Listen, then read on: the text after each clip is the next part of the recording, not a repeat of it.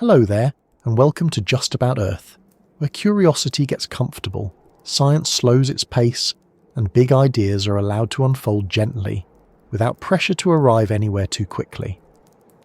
This is a place for winding down, for letting the noise of the day soften at the edges, and for following a question simply because it's interesting, not because it demands an urgent answer. Tonight, we're going to spend some quiet time with a thought that feels distant, heavy, and strangely calm all at once. A thought about cold, not the everyday kind that makes you reach for an extra jumper or hesitate before leaving the warmth of your bed, but the deep planetary kind. The kind that reshapes continents, lowers oceans, and quietly rewrites the rules of life on Earth. We're going to talk about ice ages, not as disasters or headlines, but as recurring chapters in Earth's long, patient history. Because this planet, despite how stable it can feel beneath our feet, has a habit of drifting in and out of colder moods, slowly, predictably, almost thoughtfully. It's easy to imagine ice ages as rare catastrophes, like cosmic accidents that happened once or twice long ago and then politely stopped. Mammoths, glaciers, cave paintings, and then modern life arrives and shuts the door behind it. But Earth doesn't work that way. Ice ages are not interruptions in the story. They are part of the rhythm. They come and go, stretch and retreat, advance and pause, all on timescales so long that human history barely registers as a footnote. And the truly curious thing, the part that tends to surprise people, is that we are not living in a world that has escaped them. We're living in a world that is still very much inside one. Before we go any further, take a moment to notice where you are right now. Maybe you're listening from a warm room, or maybe there's a chill in the air outside. Perhaps it's late evening or early morning, or that soft in-between time when the day hasn't quite decided what it's going to be yet. Where are you listening from tonight? And what does the temperature feel like where you are? Comfortable, cool, heavy, crisp? It's a small thing to notice, but it connects you directly to the story we're about to follow. Because climate, at its core, always begins as something felt. If this kind of slow, thoughtful exploration feels soothing to you, if you enjoy letting science wander without being rushed toward a conclusion, then you might consider liking the video or subscribing. It helps this quiet corner of the internet find others who could use a gentle pause too. And now, with that out of the way, let's ease into the question at hand. Earth has entered ice ages before, many times, and it will do so again. That statement can sound dramatic at first, even unsettling, but it becomes far less alarming when you begin to understand how these cycles actually work. Ice ages are not sudden freezes that descend overnight. They are not dramatic switches flipped by fate or disaster. They unfold slowly, over tens of thousands of years, guided by subtle shifts in sunlight, gravity, oceans and air. They are the result of Earth responding to gentle nudges, not violent blows. When people hear the phrase Ice Age, they often imagine a planet locked entirely in ice, every ocean frozen solid, every continent buried beneath kilometres of snow. That has happened, in a sense, far earlier in Earth's history. But that is not what scientists usually mean when they talk about ice ages today. In modern climate science, an ice age is defined by the presence of large, permanent ice sheets on land. As long as massive glaciers exist at the poles, especially in Antarctica and Greenland, Earth is technically in an ice age. The colder and warmer periods within it are called glacial and interglacial phases. Right now, we're in an interglacial, a relatively warm pause, a mild chapter within a much longer cold story. The last major glacial period ended around 11,700 years ago, which, in geological terms, is barely a breath ago.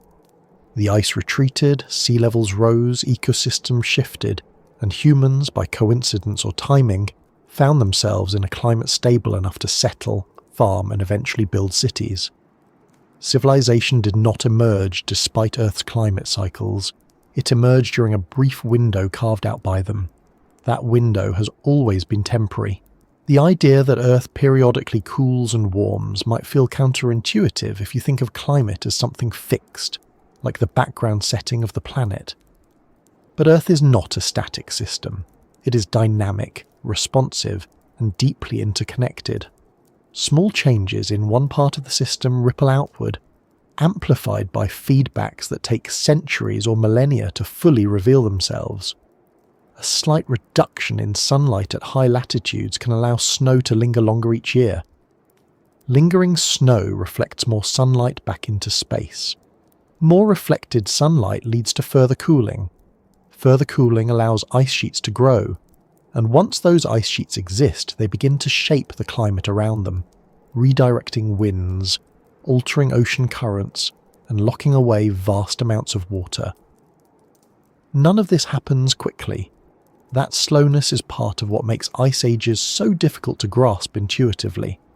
Human brains are tuned for days, seasons, maybe lifetimes. Ice ages operate on cycles that span tens of thousands of years, driven by astronomical mechanics so steady and predictable that once discovered, they could be calculated forward and backward in time with remarkable accuracy. Long before satellites, climate models, or ice cores, scientists began noticing strange patterns in Earth's geological record. Layers of sediment showed repeated advances and retreats of glaciers. Fossils appeared and disappeared in rhythms that suggested climate shifts, not random chaos. Coastlines seemed to migrate back and forth across continents. At first, these patterns were puzzling. Then, slowly, a picture emerged. Earth was not cooling once. It was breathing cold in and out, over and over again. One of the most important breakthroughs in understanding this rhythm came from a Serbian mathematician and astronomer named Milankovitch. Working in the early 20th century, often in isolation and without much recognition at the time, he proposed that Earth's long-term climate cycles were driven by variations in its orbit and orientation in space. Not changes in the Sun itself, and not sudden shifts in Earth's atmosphere alone, but slow, predictable wobbles in how our planet moves around the Sun. Earth's orbit is not a perfect circle. It stretches and relaxes over time, becoming slightly more elliptical and then more circular again. Earth's axis is not fixed upright. It tilts back and forth, changing how strongly the seasons differ. And Earth's axis also wobbles, like a spinning top, altering the timing of when seasons occur relative to Earth's position in its orbit. Each of these motions occurs on its own cycle, spanning tens of thousands of years. Individually, they change sunlight only slightly. Together, they can tip the climate system into long-lasting shifts.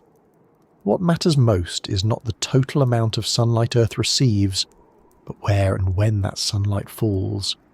In particular, summers in the high northern latitudes play an outsized role. If summers are cool enough, winter snow does not fully melt. Year after year, snow accumulates. Over centuries, it compresses into ice. Over millennia, that ice spreads outward, reshaping continents. Once ice sheets reach a certain size, they begin to sustain themselves, even if the original conditions that help create them begin to change.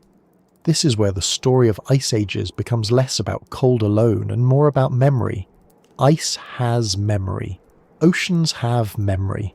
Carbon stored in soils and sediments has memory.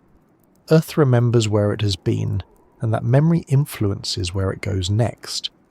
A growing ice sheet lowers sea levels, exposing land that reflects sunlight differently and alters atmospheric circulation.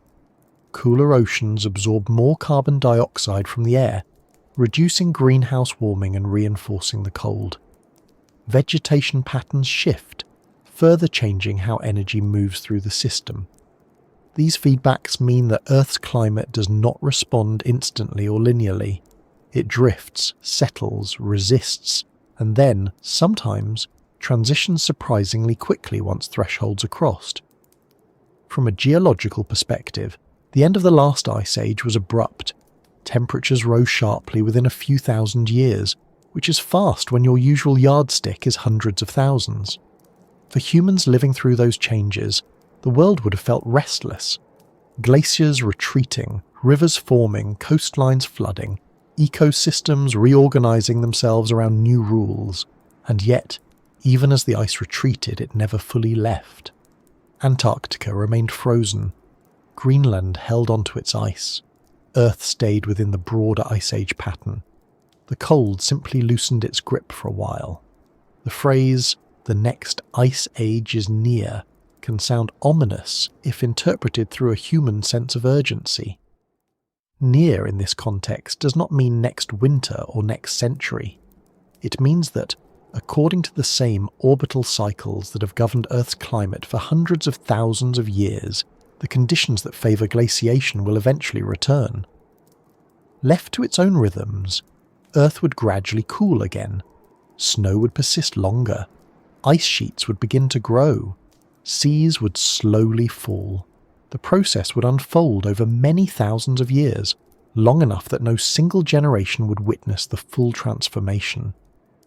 What makes this moment in Earth's story unusual is not the existence of Ice Age cycles, but the presence of a new influence layered on top of them. Humans have become a geological force, altering atmospheric chemistry at a pace far faster than orbital cycles operate. Carbon dioxide levels are rising rapidly, warming the planet and counteracting, at least for now, the natural cooling trend that would otherwise be expected over the coming tens of thousands of years. This doesn't cancel Earth's long-term rhythms, it complicates them. It delays some outcomes, amplifies others, and introduces uncertainties that the planet has not experienced before in quite this way. The clocks in the sky are still ticking, the orbits still shift, the tilt still wanders, but the climate system is now responding to both ancient nudges and very recent disturbances. Understanding ice ages, then, is not about predicting a sudden freeze or dismissing current warming. It's about learning how Earth changes when given time. It's about recognizing that stability is often temporary, and that the planet's calm periods are not defaults, but intervals created by a balance of forces that never stop moving. For now, just settle into the idea that the ground beneath you carries a long memory, that the climate you experience is one moment in a much larger pattern, and that the cold, far from being an anomaly, has always been one of Earth's most familiar states. When people first hear the phrase Ice Age, it often lands with a certain dramatic weight, as if it describes a rare catastrophe or a single frozen chapter that once interrupted an otherwise temperate planet. The image that tends to form is simple and stark: endless snow, woolly mammoths, humans huddled in caves, a world locked in cold until, somehow, it thawed and moved on. But Earth's relationship with ice is far more familiar, far more repetitive, and far less theatrical than that picture suggests. Ice ages are not accidents or one-off events. They are part of how this planet behaves when given enough time to express itself. To understand what an ice age actually is, it helps to let go of the idea that Earth has a normal climate. There is no default setting that the planet returns to when things settle down. Instead, Earth moves through states, some warmer, some colder, guided by slow forces that don't care whether forests, cities or coastlines happen to be in the way. In that sense, an ice age isn't Earth misbehaving or breaking pattern. It's Earth following one. In scientific terms, an ice age is defined very simply. If a planet has large, persistent ice sheets on its surface, particularly near the poles, it is considered to be in an ice age. By that definition, Earth is currently in one. Antarctica holds enough ice to raise global sea levels by tens of meters if it were to melt. Greenland remains capped by a thick ice sheet that has survived many warm periods. These frozen regions are not seasonal visitors. They are long-term features, anchored in place by geography, altitude, and climate feedbacks that reinforce their existence. What most people think of as the Ice Age is actually a glacial period within a much longer ice age. Glacial periods are colder phases when ice sheets expand outward from the poles, covering large portions of continents. Interglacial periods, like the one we're living in now, are warmer pauses when ice retreats but does not disappear entirely. These two states alternate not randomly but rhythmically. Cold advances, warmth returns, ice grows, ice melts back, and through it all the planet never truly stops being cold at heart. The current ice age began around 2.6 million years ago, at the start of what geologists call the Pleistocene epoch. Since then, Earth has moved through dozens of glacial and interglacial cycles. Each one has reshaped landscapes, redirected rivers, altered ecosystems, and reset the boundaries of coastlines. The continents themselves haven't changed much in position during this time, but the surface of the planet has been repeatedly rearranged. Mountain ranges have been scraped and smoothed. Valleys have been carved by slow-moving ice. Entire regions have been pressed downward under the weight of glaciers and are still rebounding upward today. What's striking is how calm and methodical this process is when viewed from the planet's perspective. Ice ages do not begin with a dramatic freeze. There is no single winter that signals their arrival. Instead, they creep in quietly. Summers become slightly cooler. Snow lasts a little longer each year. Glaciers stop shrinking and begin to grow, almost imperceptibly at first. Over thousands of years, these small changes compound, until ice sheets stretch across continents and sea levels fall by more than 100 meters. This gradual nature is why ice ages can be difficult to conceptualize. Human experience is shaped by events that unfold over days, years, or decades. Ice ages unfold over tens of thousands of years. By the time their full effects are visible, countless generations have come and gone. The people living through the early stages of a glacial advance would not have known they were entering an ice age. They would have experienced a climate that felt slightly harsher, slightly less predictable, with ecosystems slowly shifting around them. The big picture only becomes clear in hindsight, recorded in layers of ice, sediment, and stone. One of the most important things to understand about ice ages is that they are not driven by a single cause. There is no solitary switch that flips Earth into a cold state. Instead, ice ages emerge from the interaction of several slow processes that reinforce one another. Changes in sunlight distribution, atmospheric composition, ocean circulation, and surface reflectivity all work together, nudging the climate towards stability or instability depending on their alignment. At the heart of this system is the balance between incoming energy from the sun and outgoing energy reflected or radiated back into space. Earth's climate is, at its simplest level, an accounting problem. How much energy arrives, how much stays, and how much leaves. Ice plays a critical role in this balance because it reflects a large portion of sunlight. Snow and ice are bright. They send solar energy back into space rather than absorbing it. As ice spreads, more sunlight is reflected, cooling the planet further and encouraging more ice to form.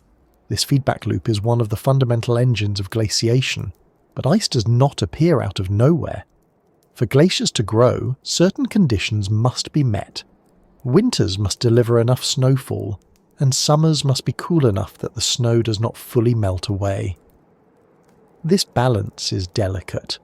A slightly warmer summer can erase a winter's accumulation. A slightly cooler summer can allow snow to persist and gradually compress into ice. Over long periods, these small seasonal differences determine whether ice advances or retreats.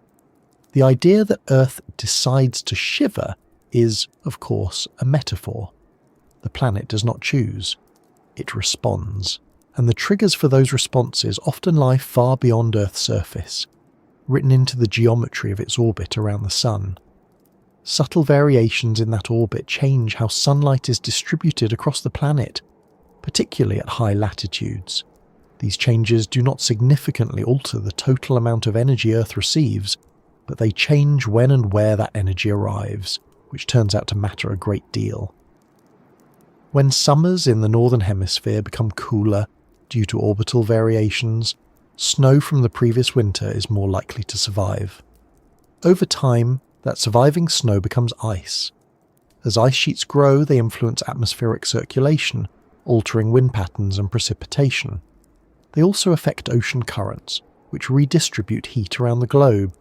The the climate system begins to reorganize itself around the presence of ice, reinforcing the cold conditions that allowed it to grow in the first place.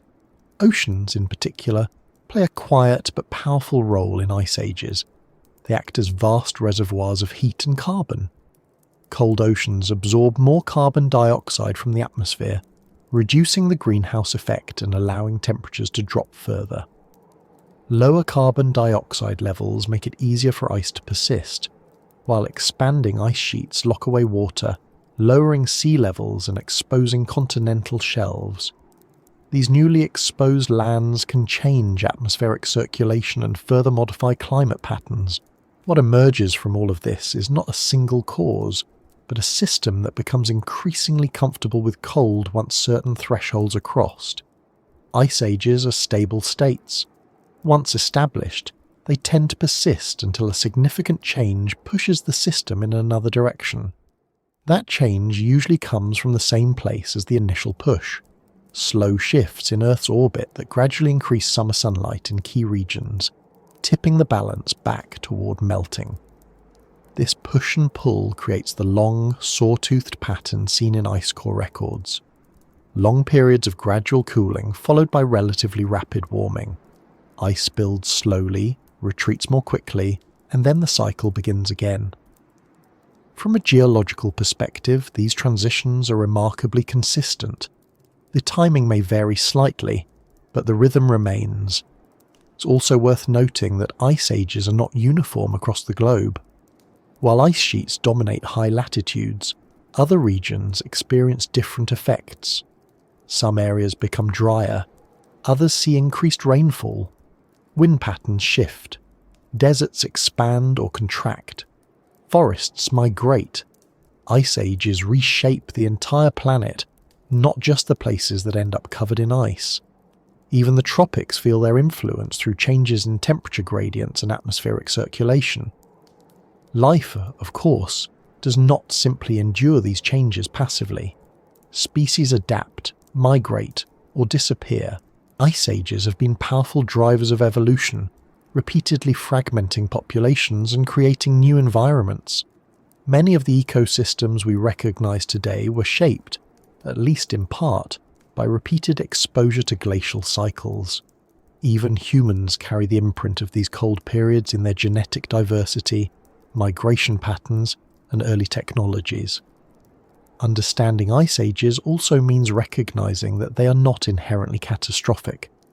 From Earth's perspective, they are simply different operating modes. The planet has spent more time cold than warm over the last few million years. Warm interglacial periods like the present one are the exception, not the rule. They are valuable windows of stability, but they are also temporary by nature. This perspective can be unsettling at first. There is comfort in believing that the climate we know is the climate Earth prefers. But the geological record tells a different story. Earth is flexible. It tolerates extremes. It oscillates between states without concern for permanence.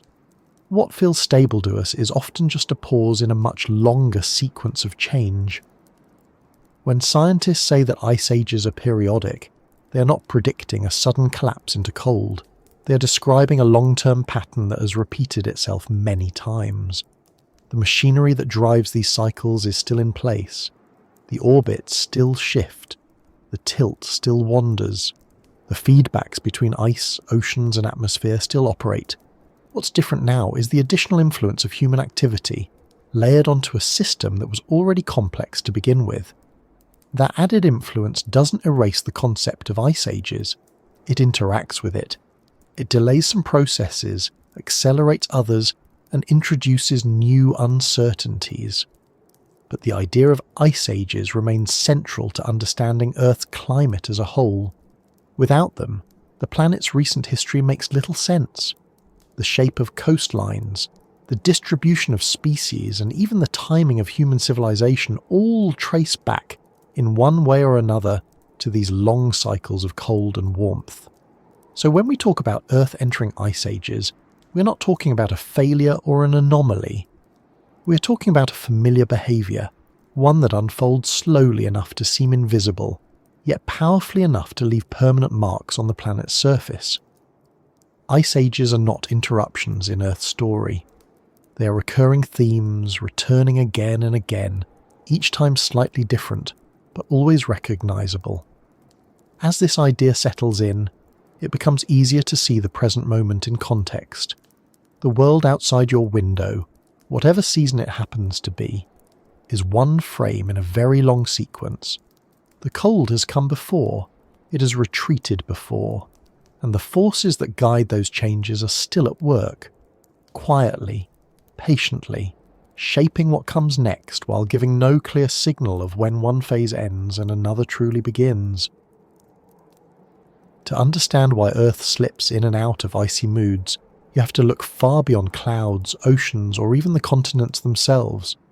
You have to look upward, away from weather and seasons, and toward the slow, almost indifferent geometry of space. Because some of the most powerful forces shaping Earth's climate are not storms or volcanoes, but movements so subtle and gradual that they're easy to overlook. Movements that don't feel like motion at all. The planet is always in motion, but much of that motion unfolds at a pace that feels more like drifting than travelling. Earth does not orbit the Sun in a perfect frozen pose. It dances, slowly, predictably, with steps that repeat over tens of thousands of years. This dance is not choreographed for beauty or balance, but it has consequences all the same. The path Earth follows, the angle at which it leans, and the gentle wobble of its axis combine to regulate how sunlight reaches the planet. And sunlight, unevenly distributed, is the quiet architect of ice ages. The first part of this dance involves the shape of Earth's orbit itself. It's tempting to imagine Earth tracing a neat circle around the Sun, distance unchanging, energy arriving in steady amounts year after year. In reality, the orbit stretches and relaxes over time. Sometimes it's nearly circular, at other times it becomes slightly more elongated, more elliptical. This change in shape is called eccentricity, and it operates on cycles that last roughly 100,000 years. When Earth's orbit is more circular, the distance between Earth and the Sun doesn't vary much throughout the year. When it's more elliptical, that distance difference becomes more pronounced. Earth moves a little closer to the Sun at one point in its orbit, and a little farther away at another. On its own, this change does not dramatically alter the total amount of sunlight Earth receives over a year. The difference is modest, but climate is not just about totals, it's about timing, contrast, and accumulation. An elongated orbit exaggerates the difference between seasons, depending on how other factors align. If Earth happens to be farther from the Sun during summer in one hemisphere, summers there become slightly cooler, winters may be harsher. These small shifts matter enormously when it comes to ice. A cooler summer is often more important than a colder winter. Snow can survive a brutal winter just fine. What determines whether glaciers grow is whether that snow melts away when warmer months arrive. The second step in Earth's slow dance is its axial tilt, also known as obliquity. Earth does not spin straight up and down relative to its orbit. It leans. Right now, that lean is about 23.5 degrees. That tilt is the reason we have seasons at all. It's why summers are warm and winters are cold, why sunlight strikes different parts of the planet more directly at different times of year. But that tilt is not fixed. Over a cycle of about 41,000 years, Earth's axial tilt shifts between roughly 22 degrees and 24.5 degrees. When the tilt is greater, seasons become more extreme. Summers are warmer, winters are colder. When the tilt is smaller, seasons are more subdued. Summers are cooler, winters are milder. Again, the key player here is summer. Cooler summers, especially at high latitudes, make it harder for snow to melt completely. Year after year, small patches of surviving snow can accumulate. Ice sheets don't require dramatic cold to grow, they require persistence.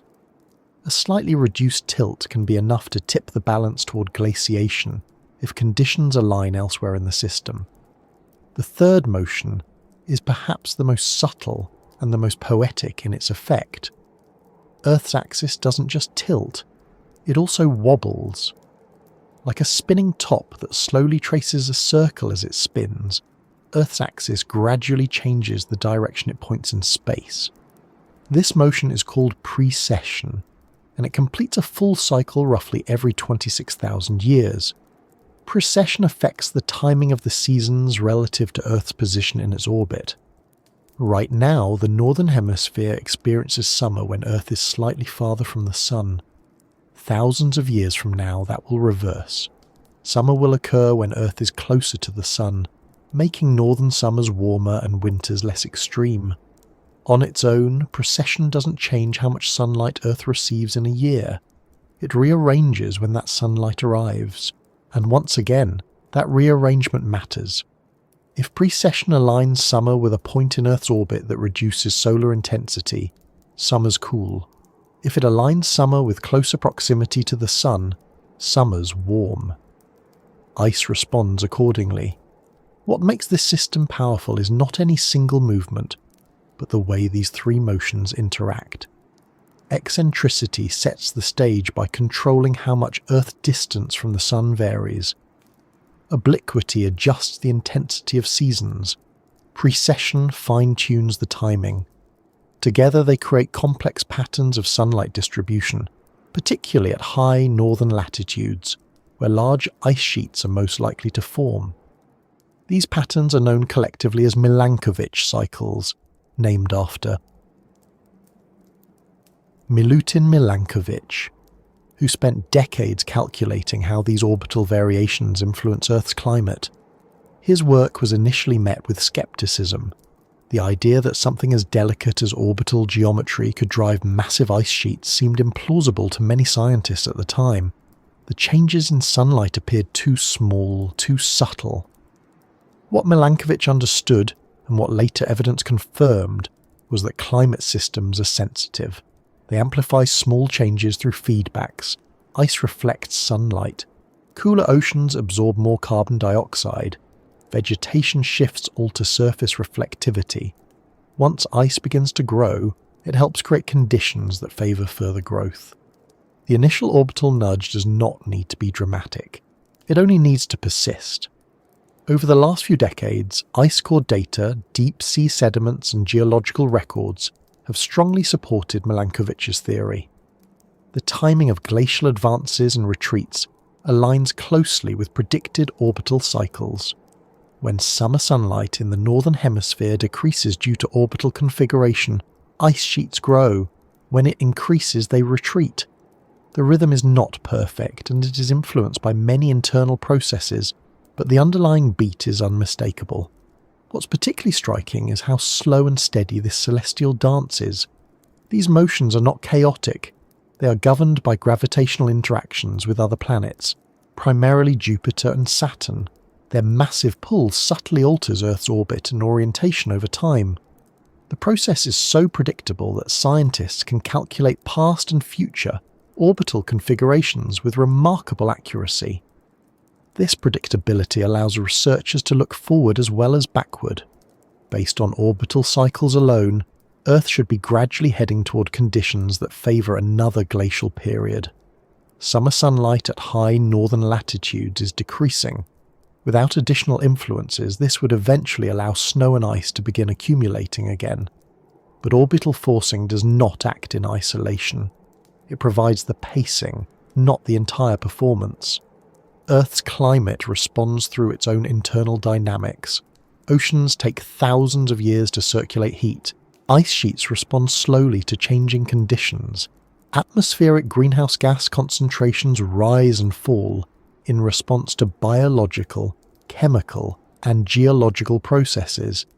This is where the present moment becomes unusual. Orbital cycles operate on tens of thousands of years. Human-driven changes to atmospheric composition are occurring on the scale of centuries. That mismatch in timescales creates tension within the climate system. The slow dance continues, but the music has changed. It's important to be precise here. Orbital cycles do not cause abrupt climate change. They do not explain rapid warming or cooling over decades. They set the long-term boundaries within which climate operates. Think of them as the contours of a landscape rather than the weather passing overhead. They determine whether Earth tends toward cold or warmth over long periods, not how hot or cold a particular decade feels. Still, their influence is profound. Without these cycles, Earth's recent climate history would look very different. Ice ages would not follow the regular pattern seen in geological records. The advance and retreat of ice sheets would lack rhythm. Sea levels would not rise and fall in step with glacial cycles. The migration of ecosystems and the timing of evolutionary pressures would be altered. The slow dance of orbits, tilts and wobbles also reminds us of something easy to forget. Earth's climate is not solely an earthbound phenomenon. It is shaped by the larger solar system, the gravitational presence of distant planets, the geometry of space, and the mechanics of motion all leave fingerprints on the surface of our world. There is something quietly humbling about that. The shape of a valley carved by ice may ultimately trace back to the influence of a gas giant orbiting far beyond Earth. A glacier's advance may owe its existence to a wobble in Earth's axis that no human could ever perceive directly. The coldest chapters in Earth's history are written, in part, by motions that never announce themselves. These motions do not pause, they do not adjust for convenience, they continue whether anyone is watching or not. The axis keeps wobbling, the tilt keeps shifting, the orbit keeps stretching and relaxing. Even if the effects are magged or delayed by other factors, the dance never stops. There is a moment in every ice age, though it never announces itself, when snow stops behaving like a visitor and starts acting like a resident. Nothing dramatic happens on that first year. No wall of ice appears on the horizon, no global signal sounds. Snow simply lingers a little longer than it used to. A shaded slope keeps its white covering through late spring. A high valley holds on to patches that once vanished by early summer. And then, quietly, another winter arrives, laying a fresh layer on top of what never quite left. This is how glaciation truly begins. Not with overwhelming cold, but with persistence. Snow is fragile on short timescales. A single warm week can erase it. A stretch of sunlight can undo months of accumulation. But over long timescales, snow can become stubborn. When summers grow just cool enough, when sunlight weakens just enough at the wrong time of year, snow gains an advantage. It stops fully melting. And once that happens, Earth's surface begins to change in ways that reinforce the cold rather than resist it. The crucial idea here is that ice ages are not driven primarily by colder winters. They are driven by cooler summers. Winter snowfall is almost always abundant enough at high latitudes and high elevations. What matters is whether summer heat can undo that snowfall. If it cannot, snow survives. Surviving snow compresses under its own weight. Air is squeezed out, crystals rearrange. Over time, snow becomes firn, and firn becomes glacial ice. And once ice exists, it changes the rules of the climate game. Ice reflects sunlight far more efficiently than soil, rock, vegetation, or water. This reflectivity is known as albedo. A snow-covered surface can reflect back more than 80% of incoming sunlight. Dark ocean water absorbs most of it. Forests absorb it. Bare ground absorbs it. When ice spreads, Earth absorbs less energy. Less absorbed energy means cooler temperatures. Cooler temperatures allow ice to persist and expand. This feedback loop is simple, powerful, and self-reinforcing. At first, the effect is local. A mountain range holds on to more snow. A northern plain stays white a few weeks longer each year. But as ice spreads outward, the scale of reflection increases. Entire regions begin sending sunlight back into space instead of converting it into warmth. The planet does not cool evenly. It cools preferentially where ice grows, and that uneven cooling reshapes atmospheric circulation. Winds respond to temperature gradients. When polar regions cool relative to the equator, the contrast strengthens. Jet streams shift. Storm tracks migrate. Precipitation patterns change. Some regions become drier. Others receive heavier snowfall. These changes can funnel even more snow into areas where ice already exists, thickening ice sheets and pushing their margins farther south. At the same time, sunlight itself is changing, not in intensity overall, but in distribution. The slow, orbital cycles described earlier alter how much summer sunlight reaches high latitudes. When that summer sunlight fades just enough, it removes the primary mechanism that once erased winter snow. The sun still rises. Days are still long in polar summers, but the angle of light is lower, the energy is weaker, the melt season shortens. What makes this especially effective is timing.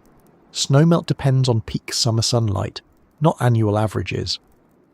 If the strongest sunlight of the year weakens at precisely the time when snow would normally melt most aggressively, the balance shifts.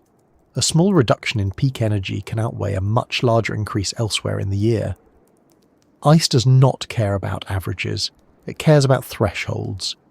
As snow persists year after year, ice sheets begin to take shape. They are not static slabs, they are slow-moving rivers of ice, flowing outward under their own weight. At their centres, ice can become kilometres thick. At their edges, it grinds across the land, eroding rock, flattening terrain, and transporting enormous amounts of sediment. These ice sheets reshape continents while appearing almost motionless to anything observing them on human timescales. As ice sheets grow, they introduce another important change. They elevate the land surface. Ice sitting on top of continents raises the effective altitude of the surface by hundreds or thousands of meters. Higher elevations are colder, air thins, temperatures drop further.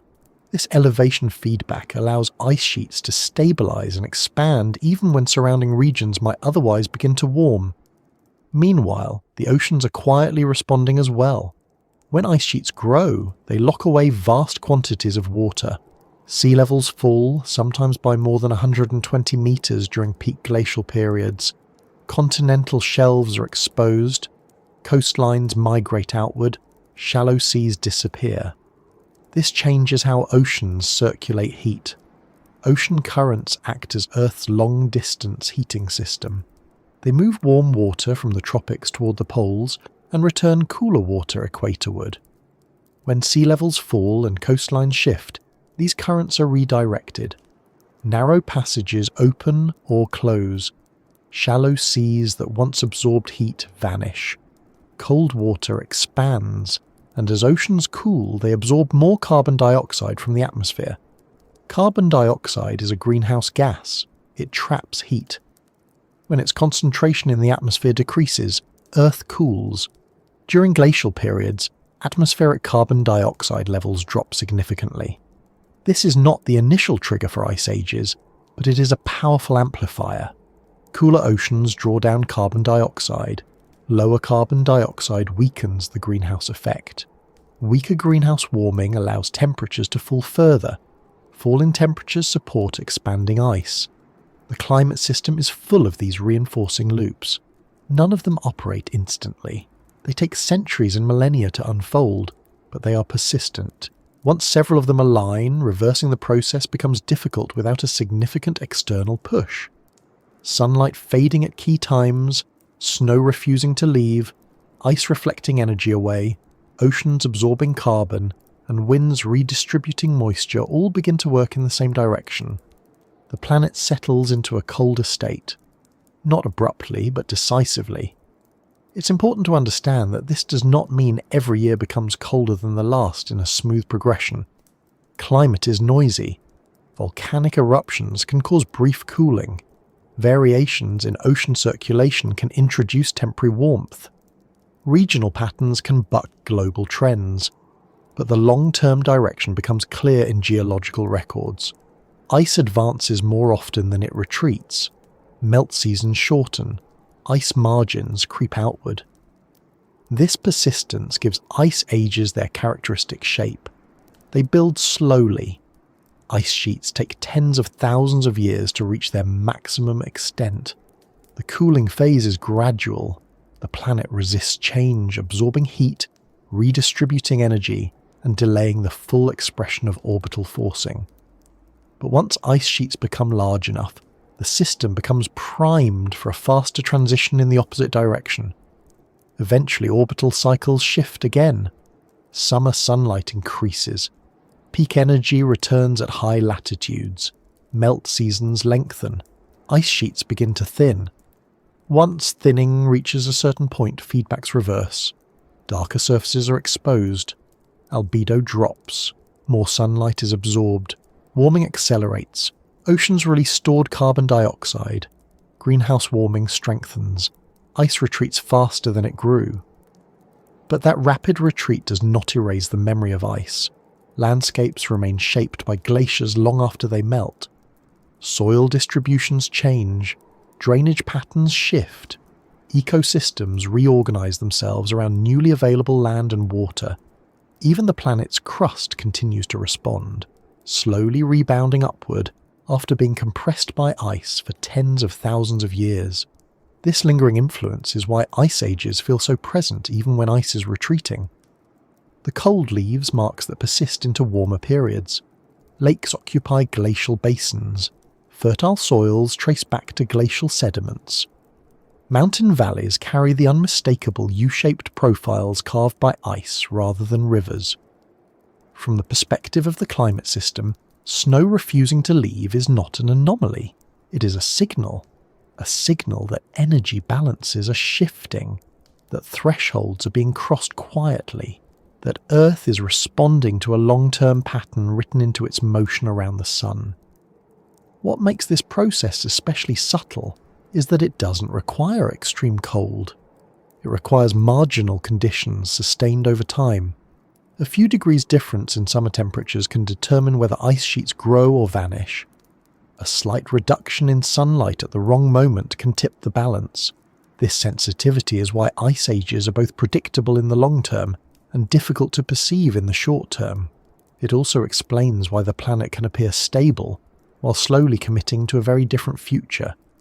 From one generation to the next, the climate may feel broadly familiar. Winters and summers still alternate. Plants still grow. Animals adapt. But beneath that familiarity, the accumulation continues. Snow layers thicken. Ice flows outward. Sunlight reflects away. This is why ice ages are best understood not as events but as processes. They are not moments on a timeline. They are directions the climate system takes when enough small influences align. And once that direction is established, it tends to persist until equally persistent forces push back. Ice ages begin not with overwhelming cold, but with absence. The absence of enough sunlight at the right time. The absence of enough summer warmth to clear away what winter leaves behind.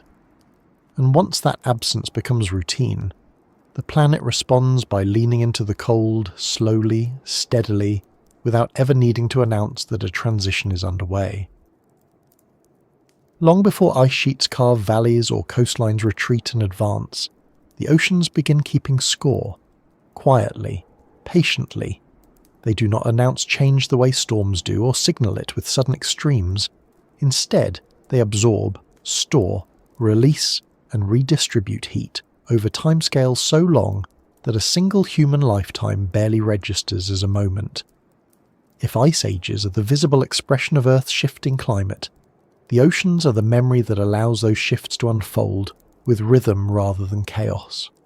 It's easy to think of the ocean as background scenery, a vast blue surface stretching between continents, mostly unchanged from year to year. But beneath that surface lies one of the most influential systems on the planet. The oceans hold more than 90% of the excess heat in Earth's climate system. They also hold enormous amounts of carbon. And because water changes temperature slowly, the oceans act as buffers, resisting rapid change while quietly committing the planet to long-term trends. When Earth begins drifting toward colder conditions, the oceans do not immediately follow. They lag behind, absorbing the signal gradually, smoothing out sharp edges. This lag is one reason ice ages take so long to develop. Even when sunlight weakens and snow begins to persist on land, the oceans continue releasing stored warmth into the atmosphere. This delays cooling, It stretches transitions, it gives the planet inertia, but inertia cuts both ways. Once the oceans cool, they remember that cold just as stubbornly as they once held warmth. Cold water behaves differently than warm water. It is denser. It sinks more readily. As polar regions cool and ice expands, surface waters at high latitudes become colder and saltier. Sea ice formation plays a role here. When seawater freezes, the ice that forms is mostly fresh. Salt is pushed out into the surrounding water, increasing its density. That dense, salty, cold water sinks, driving deep ocean circulation. This sinking motion is one of the engines of what is often called the global conveyor belt, a vast network of currents that circulate water through the world's oceans. Warm surface waters travel poleward, releasing heat to the atmosphere. Cold, dense waters sink and flow back toward the equator at depth. This circulation moves heat, nutrients and carbon around the planet, shaping climate patterns on a global scale. During glacial periods, this circulation changes. The formation of extensive sea ice alters where and how deep waters sink. Expanded ice cover limits contact between ocean and atmosphere in some regions, reducing heat exchange. Shifts in salinity and temperature modify current strength. The result is not shutdown, but reorganization. Heat that once travelled efficiently to higher latitudes may be redirected or trapped at depth. These changes matter because they influence how cold spreads and how persistent it becomes. When less heat reaches polar regions, ice has an easier time surviving. When heat remains locked deeper in the ocean, surface temperatures stay cooler. Over centuries, these patterns reinforce glaciation. At the same time, oceans are quietly regulating carbon dioxide. Cold water can dissolve more carbon dioxide than warm water. As global temperatures fall, oceans absorb increasing amounts of carbon from the atmosphere. This drawdown lowers atmospheric carbon dioxide levels, weakening the greenhouse effect and allowing further cooling. It's another feedback loop, slow but powerful. This process leaves behind chemical fingerprints. Tiny marine organisms, like plankton, build shells from carbon compounds dissolved in seawater. When they die, their shells sink to the ocean floor, accumulating in layers. These layers preserve information about ocean temperature and carbon chemistry at the time they formed. By drilling into deep-sea sediments, scientists can reconstruct past climates with remarkable detail. What these records show is a consistent pattern. During glacial periods, atmospheric carbon dioxide levels are significantly lower. During interglacial periods, they rise. The oceans are not the sole driver of these changes, but they are central to them. They act as both sink and source, absorbing carbon during cold phases and releasing it as the planet warms. This release does not happen instantly. As ice retreats and surface waters warm, carbon dioxide slowly escapes back into the atmosphere. This strengthens warming, accelerating deglaciation. Again, the ocean does not initiate the change, but once it responds, it amplifies it. The oceans also influence ice ages through their interaction with sea level. When ice sheets grow, sea levels fall. Vast areas of shallow continental shelf are exposed. These shelves were once active sites of heat exchange, biological productivity, and carbon storage. Their exposure alters coastal currents and changes how nutrients circulate. Lower sea levels also affect the geometry of ocean basins.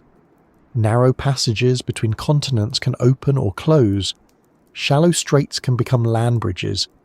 These changes redirect currents, sometimes dramatically. During glacial periods, altered ocean circulation patterns can isolate regions, creating pockets of cold or warmth that influence regional climates far from the ice sheets themselves. One of the most striking aspects of oceanic involvement in ice ages is how delayed its responses can be. A change in sunlight today might take thousands of years to fully propagate through the deep ocean. Water that sinks in the North Atlantic may not resurface for centuries. This means the ocean is always responding to past conditions as much as present ones. Because of this, Climate transitions often overshoot or undershoot before stabilising. Warming can continue even after the initial cause has weakened, driven by carbon release from oceans. Cooling can persist even as sunlight begins to increase, sustained by cold waters circulating at depth. The ocean acts like a flywheel, maintaining momentum long after the push has changed direction. This is one reason ice age transitions are asymmetric. Cooling tends to be gradual, warming tends to be faster. Ice builds slowly while oceans resist cooling. Ice melts more quickly once oceans begin releasing heat and carbon. The timekeeper does not tick evenly. It stretches some intervals and compresses others. The biological life within the oceans also plays a role in this timing. Marine ecosystems respond to temperature, nutrient availability, and circulation patterns. Changes in plankton populations affect how much carbon is transferred from the surface to the deep ocean. During colder periods, shifts in ocean productivity can enhance carbon burial, reinforcing low atmospheric carbon dioxide levels. Even the chemistry of seawater changes subtly over glacial cycles. The balance between different carbon isotopes shifts. Oxygen isotope ratios in shells record temperature and ice volume. These chemical clues are among the most reliable records we have of past ice ages, stretching back hundreds of thousands, even millions of years. What emerges from all this is a picture of the ocean as a slow clock. Not one that measures minutes or hours, but one that measures centuries and millennia. Each circulation loop, each sinking plume of cold water, each buried layer of sediment adds a tick. Together, they mark the passage of climate time with a steadiness that land-based processes alone could never achieve. This timekeeping function is why ice ages have rhythm rather than randomness. Orbital cycles provide the pacing, but oceans provide the continuity. They ensure that changes are remembered, amplified, and carried forward long enough to reshape the planet. It's also why the present moment is so unusual. The oceans are warming rapidly by geological standards. They're absorbing vast amounts of heat and carbon dioxide at a pace that far exceeds natural ice age transitions. This does not mean the long-term rhythms have disappeared. It means the timekeeper is being pushed hard, storing energy that will influence climate long into the future.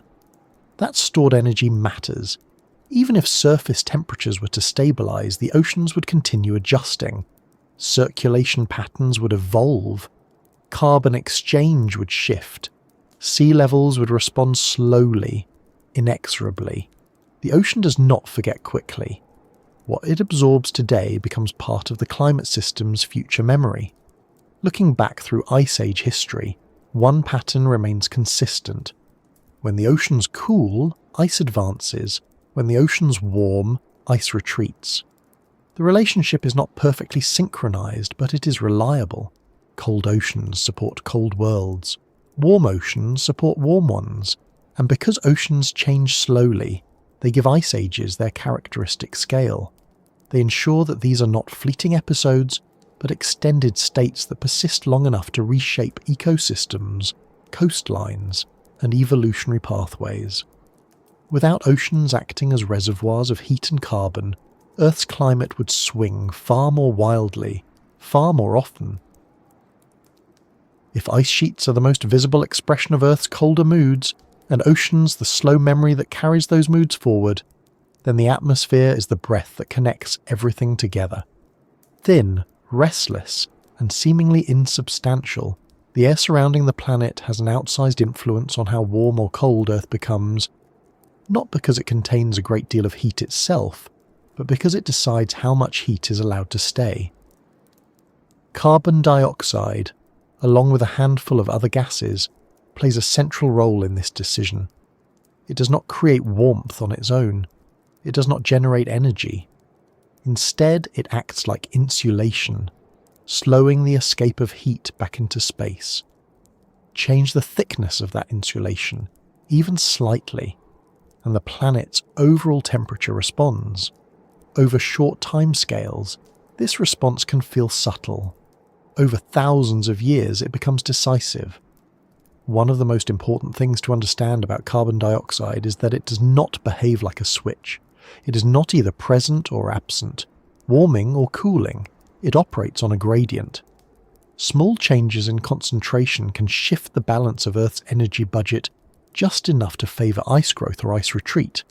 And because carbon dioxide moves between the atmosphere, oceans, land and living organisms, its concentration reflects the combined behaviour of the entire Earth system.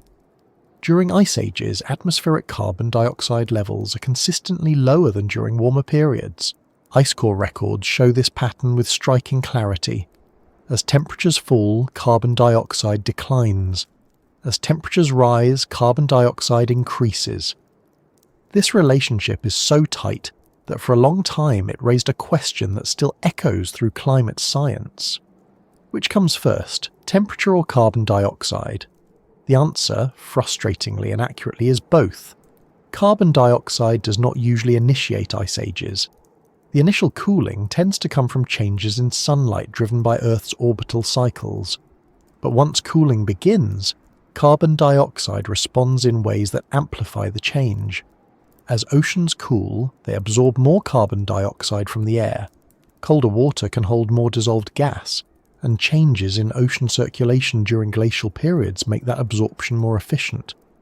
As carbon dioxide is drawn down, the greenhouse effect weakens, less heat is retained, temperatures fall further, ice expands more easily.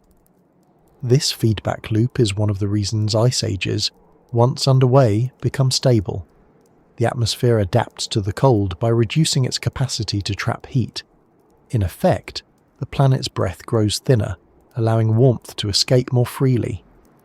The mood shifts toward cold not abruptly, but persistently. Land processes contribute as well. During glacial periods, vegetation patterns change dramatically. Forests retreat. Grasslands expand or contract. Large areas become tundra or desert-like environments. These shifts alter how much carbon is stored in soils and plants. Colder, drier conditions tend to slow decomposition, allowing organic matter to accumulate in some regions while reducing it in others. The net effect often favours carbon storage outside the atmosphere. Dust also becomes more prominent during ice ages. As glaciers grind rock into fine particles and winds strengthen over exposed continental shelves, dust is carried into the atmosphere and deposited over land and sea. This dust can fertilize ocean ecosystems by delivering iron and other nutrients. In some regions, this stimulates plankton growth, increasing the transfer of carbon from the surface ocean to the deep sea. That carbon is then effectively removed from the atmosphere for long periods. Once again, no single process dominates. The decline in atmospheric carbon dioxide during glacial periods emerges from many small contributions acting together. Oceans absorb more, land stores more, biological processes shift, dust alters productivity. The result is a gradual but significant reduction in greenhouse warming. What's important is that carbon dioxide changes do not simply follow temperature, they reinforce it. When the planet begins cooling, carbon dioxide responds in ways that encourage further cooling. When warming begins, the reverse happens. As ice retreats and oceans warm, carbon dioxide slowly returns to the atmosphere. Warmer water releases dissolved gases. Changes in circulation bring carbon-rich deep waters back to the surface, where they exchange carbon dioxide with the air. Vegetation spreads into newly available land, altering carbon storage. Soils that were frozen or dry begin decomposing more actively, releasing carbon. This release strengthens warming. The atmosphere thickens its insulating layer. Heat escapes more slowly. Temperatures rise faster than orbital forcing alone would predict. This is why deglaciation often appears abrupt in the geological record. The initial increase in sunlight begins the process, but carbon dioxide accelerates it. Ice core data reveal this pattern clearly. During the transition out of the last major glacial period, atmospheric carbon dioxide rose by about 80 parts per million over several thousand years. That increase may sound modest, but it was enough to transform the planet. Ice sheets collapsed, sea levels rose, ecosystems reorganized. the climate shifted into a new mode. It's worth pausing to consider the scale of these changes. An 80 parts per million increase spread over thousands of years reshaped the Earth. Today, atmospheric carbon dioxide has risen by more than that amount in just a couple of centuries. This comparison is not meant as an alarm in this context, but as a reminder of how sensitive the climate system is to relatively small changes in atmospheric composition. During ice ages, carbon dioxide acts as a stabilizer for cold conditions. During interglacial periods, it acts as a stabilizer for warmth.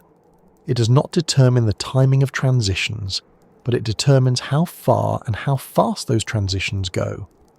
Another key feature of atmospheric carbon dioxide during ice ages is its global reach. Unlike ice sheets or ocean currents, which have strong regional expressions, carbon dioxide mixes throughout the atmosphere. A change in concentration affects the entire planet. This makes it a powerful amplifier of any initial forcing. Because of this, ice ages are global phenomena, even though their most dramatic effects occur in specific regions. Tropical temperatures shift, monsoon patterns change, deserts expand or contract, rainforests migrate. The entire climate system adjusts to a new baseline set in part by atmospheric composition. The atmosphere also interacts with ice directly in ways that are easy to overlook. As ice sheets grow, they alter atmospheric circulation patterns. Massive ice domes create high-pressure systems. Winds flow around them, redirecting moisture and heat. These wind patterns influence where snow falls and where it doesn't, shaping the geometry of ice sheets. Colder air holds less moisture. During glacial periods, the atmosphere becomes drier overall. Snowfall decreases in some regions even as ice sheets expand. This seems counterintuitive, but it reflects the complexity of the system. Ice sheets grow not because snowfall increases everywhere, but because melting decreases more than snowfall does. The dryness of glacial atmospheres also affects dust transport, cloud formation, and radiation balance. With less water vapour, one of the most potent greenhouse gases, the atmosphere loses additional heat-trapping capacity. This further cools the planet. Again, small changes compound. Ice cores provide a direct record of these atmospheric changes. Tiny bubbles of ancient air trapped in ice preserve snapshots of past atmospheres. By analysing their composition, scientists can see how carbon dioxide, methane and other gases varied over time. These records show repeated cycles of low greenhouse gas concentrations during glacial periods and higher concentrations during interglacials. Methane, while less abundant than carbon dioxide, also plays a role. Its concentration drops during ice ages, likely due to changes in wetlands, permafrost and biological activity.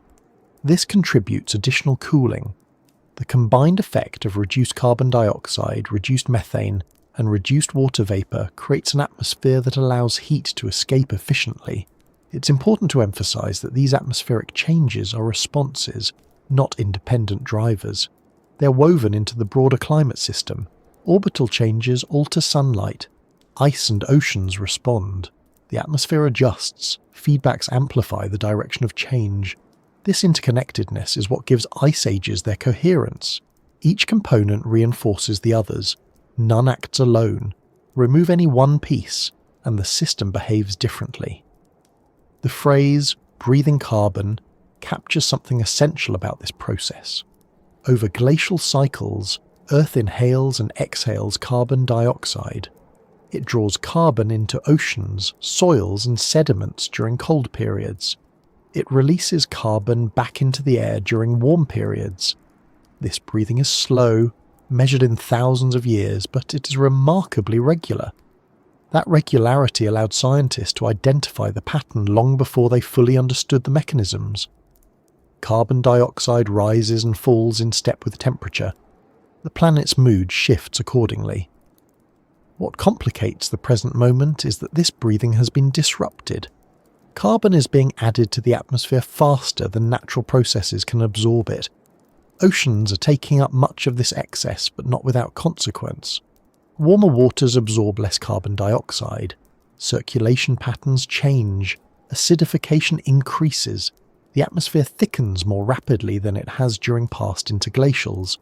This does not mean ice age cycles have vanished. The long-term orbital rhythms are still operating, but the baseline has shifted.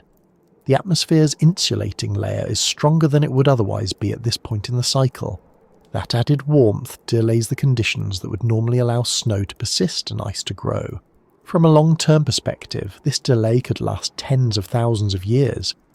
Eventually, orbital forcing may overwhelm even elevated greenhouse gas concentrations, or human activity may alter the system in ways that change its future behaviour entirely. The climate system has never experienced this exact configuration before, which makes precise predictions difficult. Still, the role of atmospheric carbon dioxide in ice ages remains clear. It is not the conductor of the orchestra, but it is a powerful amplifier of whatever tune is being played.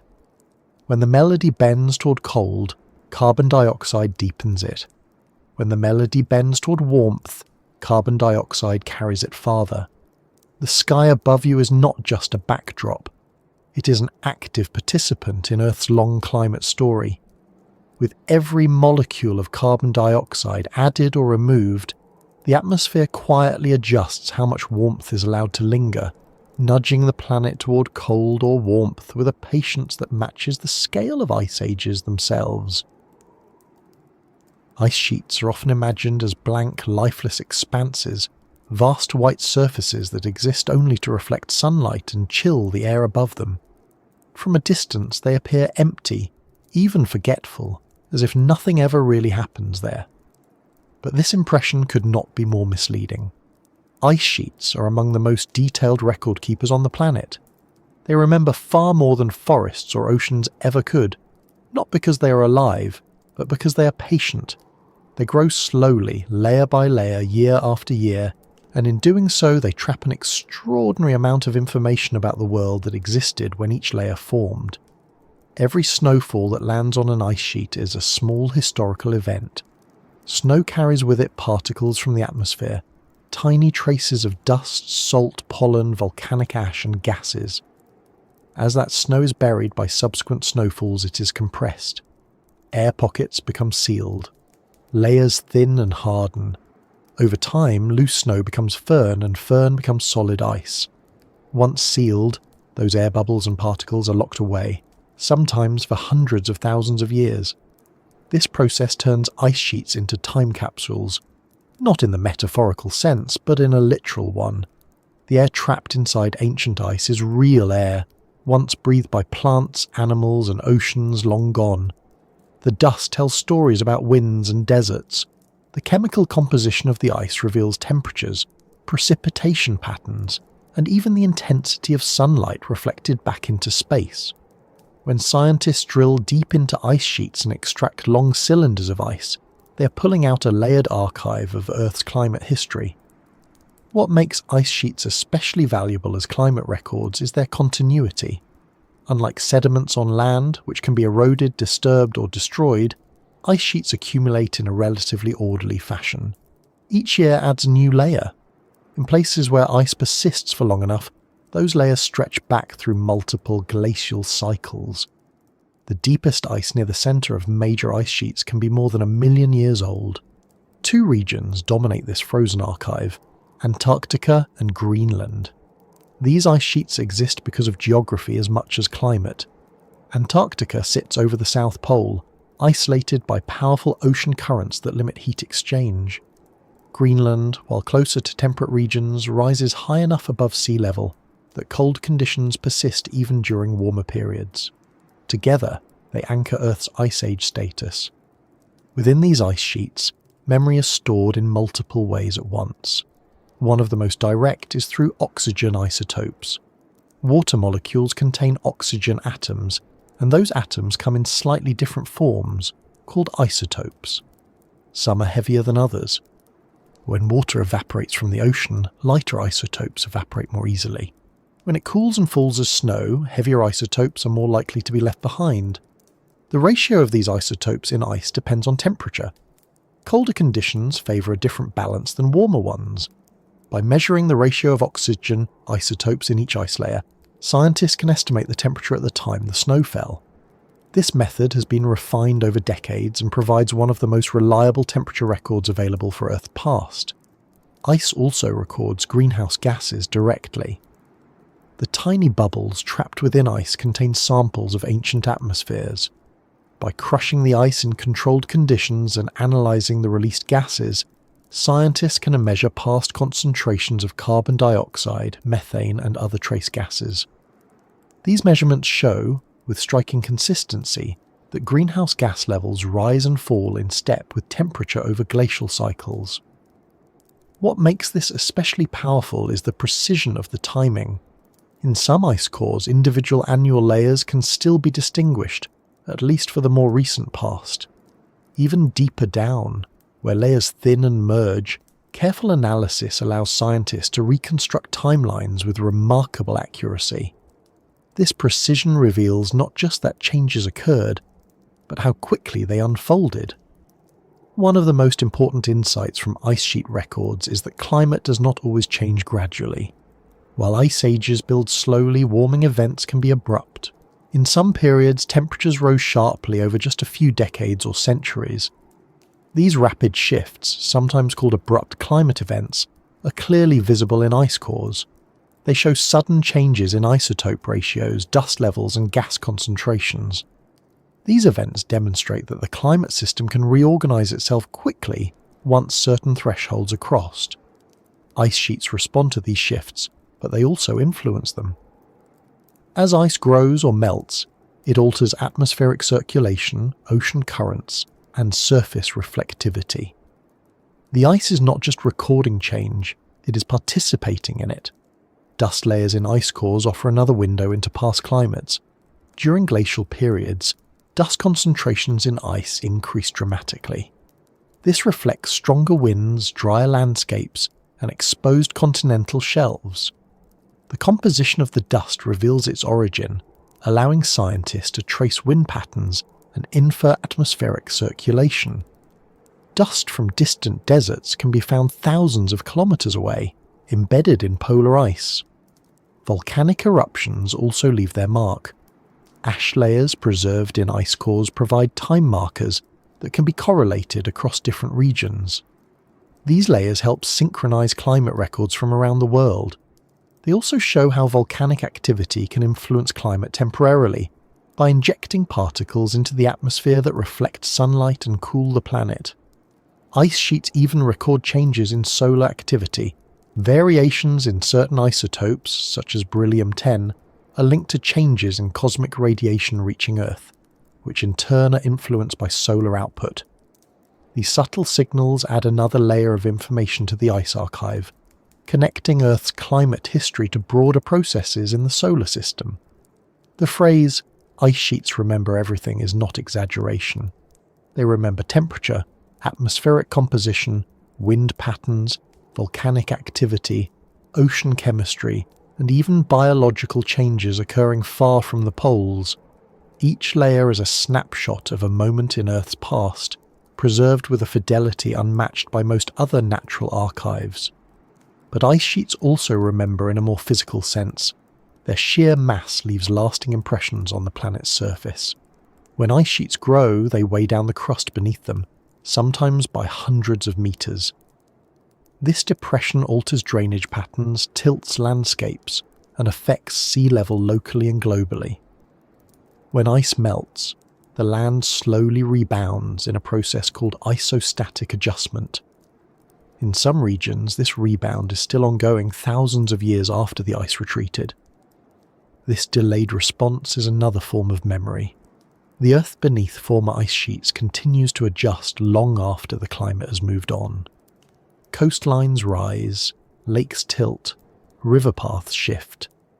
These changes are slow, but they persist, reminding the planet where ice once stood. Ice sheets also influence sea level in ways that carry memory forward. When ice grows, sea level falls. When it melts, sea level rises. These changes reshape coastlines and marine ecosystems. Coral reefs grow or drown. Estuaries form or vanish. sediment deposition patterns change. Long after an ice age ends, its influence can still be seen in submerged landscapes and drowned river valleys. From a biological perspective, ice sheets have repeatedly reorganized life on Earth. During glacial periods, vast areas become uninhabitable. Species retreat into refuges, populations fragment, genetic diversity is reshaped. When ice retreats, organisms expand into newly available land, often following different paths than before. This repeated contraction and expansion has been a powerful engine of evolution. Humans are no exception. Our species emerged and spread during a time of intense glacial cycling. Migration routes, population bottlenecks, and cultural adaptations were shaped by advancing and retreating ice. The distribution of languages, genetic lineages, and early technologies all bear the imprint of Ice Age dynamics. Ice sheets may not remember humans individually, but they remember the conditions that shaped human history. Despite all this, ice sheets are not permanent. They grow and shrink, they advance and retreat. Their memories accumulate, but they can also be erased. When ice melts completely in a region, the archive disappears. This has happened many times in Earth's past. Earlier ice sheets formed and vanished long before modern ice cores existed. Their records are lost, leaving gaps in our understanding. What remains, however, is enough to reconstruct a detailed picture of the last several ice age cycles. This picture shows a planet governed by long-term rhythms, punctuated by sudden shifts, and stabilized by feedbacks that can both resist and amplify change. Ice sheets sit at the center of this system, both responding to and shaping the climate around them. They are not passive victims of cold, they are active components of Earth's climate machinery. Their growth alters albedo, atmospheric circulation, and ocean currents.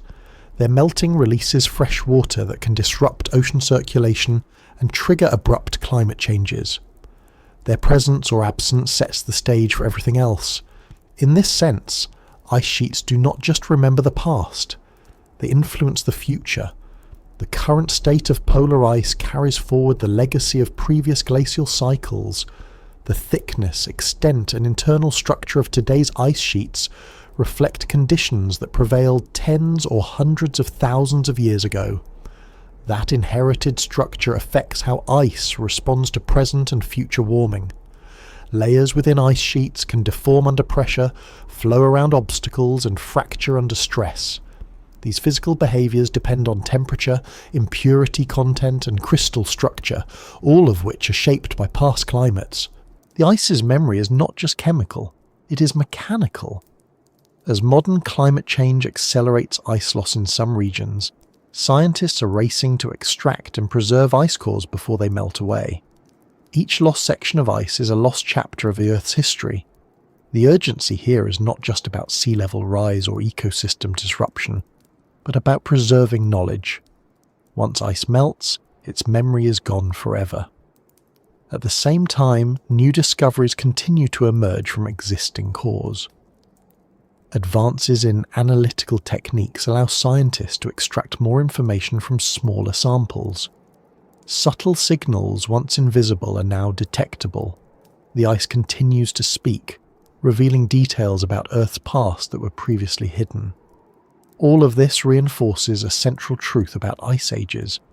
They are not just cold intervals marked by frozen landscapes. They are complex states recorded in extraordinary detail by ice itself. To understand why ice ages begin, persist, and end, one must listen to what the ice remembers. When ice spreads across continents and cold tightens its grip on the planet, life does not pause or politely step aside. It adjusts, it shifts, it endures in ways that are often quiet, incremental, and invisible until viewed across long stretches of time. Ice ages are sometimes framed as periods of biological hardship, and in many ways they are. Habitats shrink, food webs are disrupted, extinction rates rise. But they are also periods of intense creativity in the history of life, times when adaptation becomes not just useful, but essential. To understand life under ice, it helps to let go of the idea that organisms respond to climate change as a single, coordinated group. There is no universal strategy. Each species reacts according to its own limits, behaviours, and evolutionary history. Some migrate, some shrink their ranges, some alter their physiology, some disappear, and some surprisingly thrive. The most immediate impact of advancing ice is the loss of habitable land. As ice sheets expand, they cover forests, grasslands, wetlands, and entire ecosystems.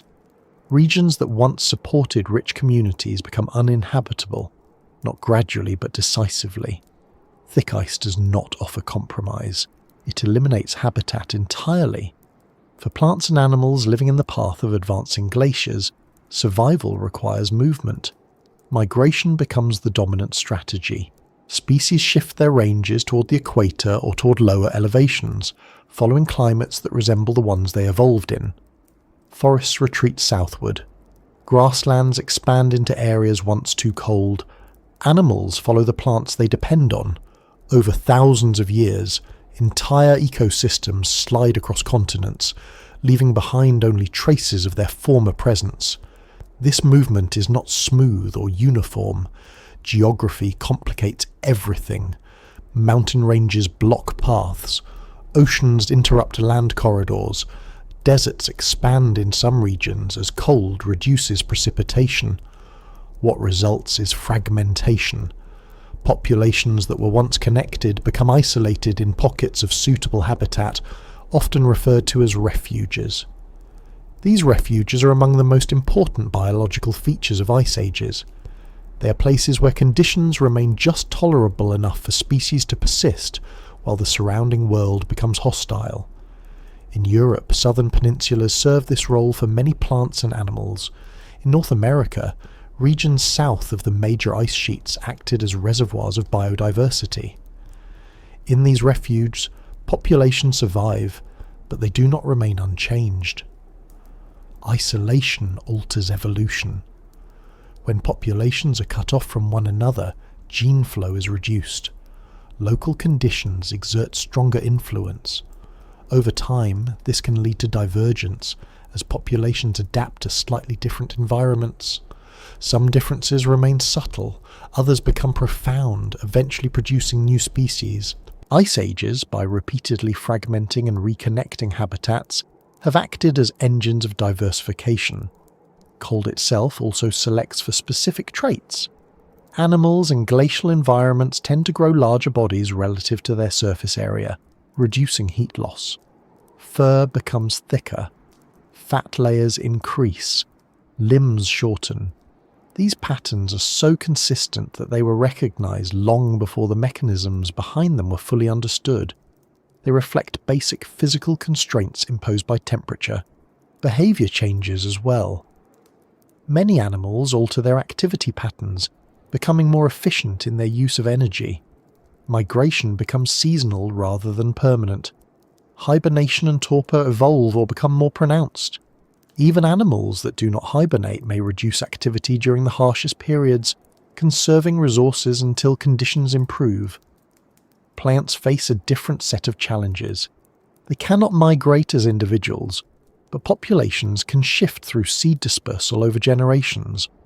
During ice ages, tree species often retreat hundreds or thousands of kilometers from their previous ranges.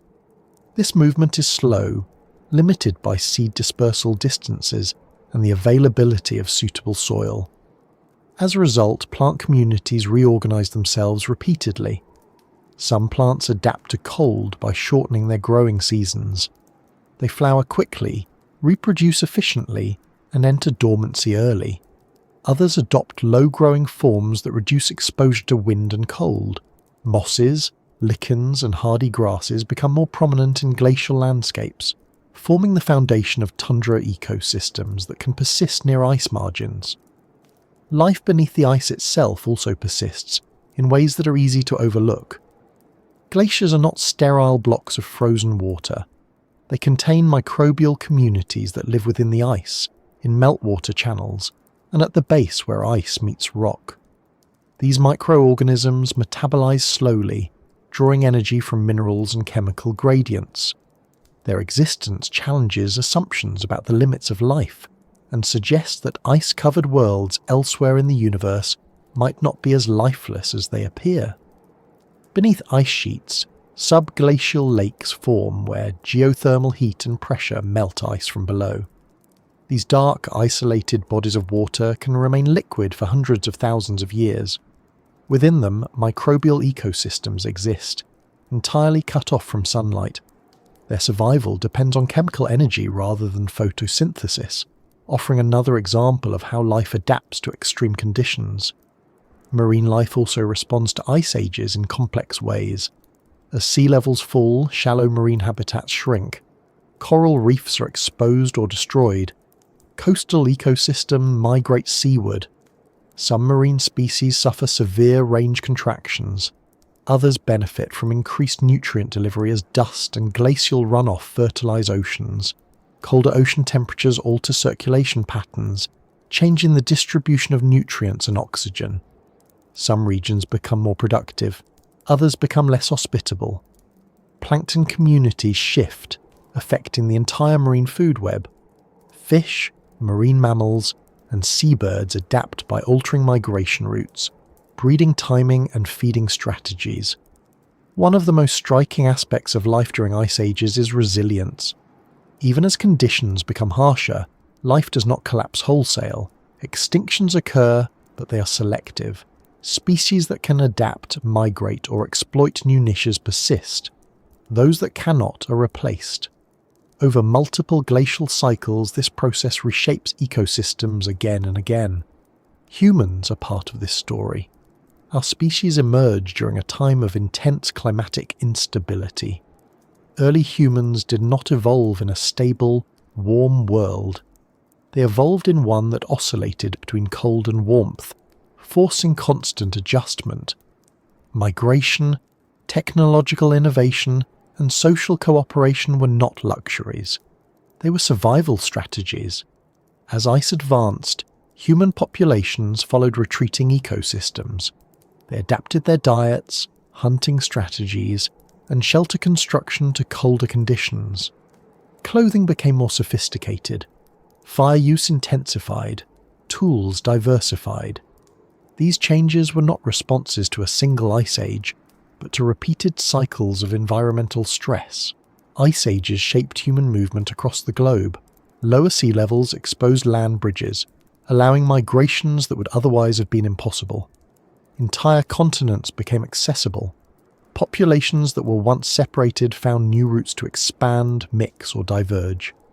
These movements left lasting imprints on genetic diversity and cultural variation.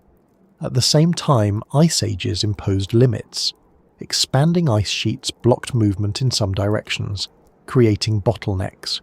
Populations were confined to narrower corridors of habitable land. These constraints amplified the effects of isolation and drift, further shaping evolutionary outcomes.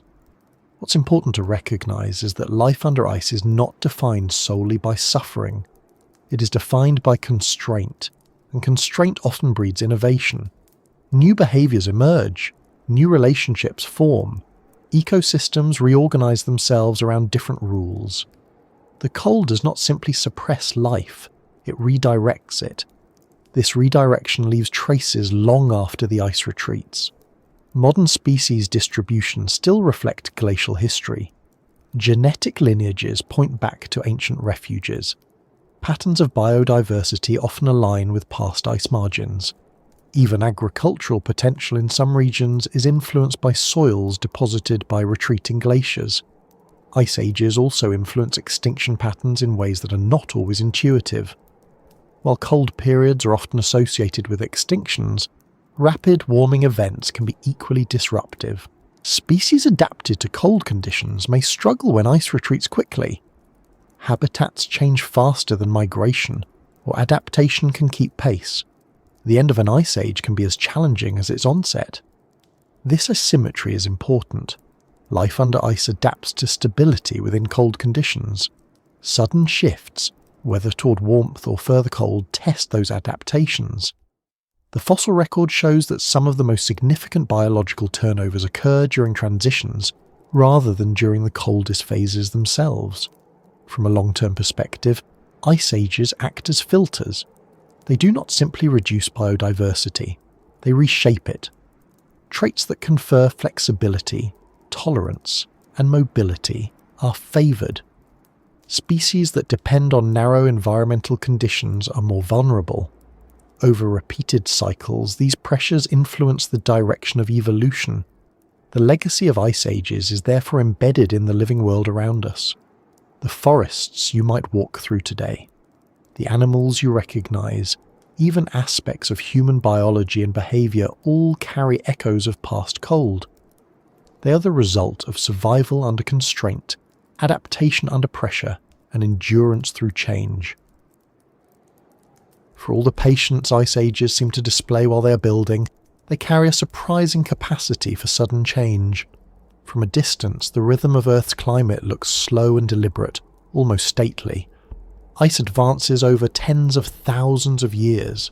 Seas fall centimetre by centimetre. Ecosystems rearrange themselves gradually. Yet buried within that long calm are moments of abrupt transition. Episodes when the planet shifts gears far faster than anyone living at the time could have anticipated.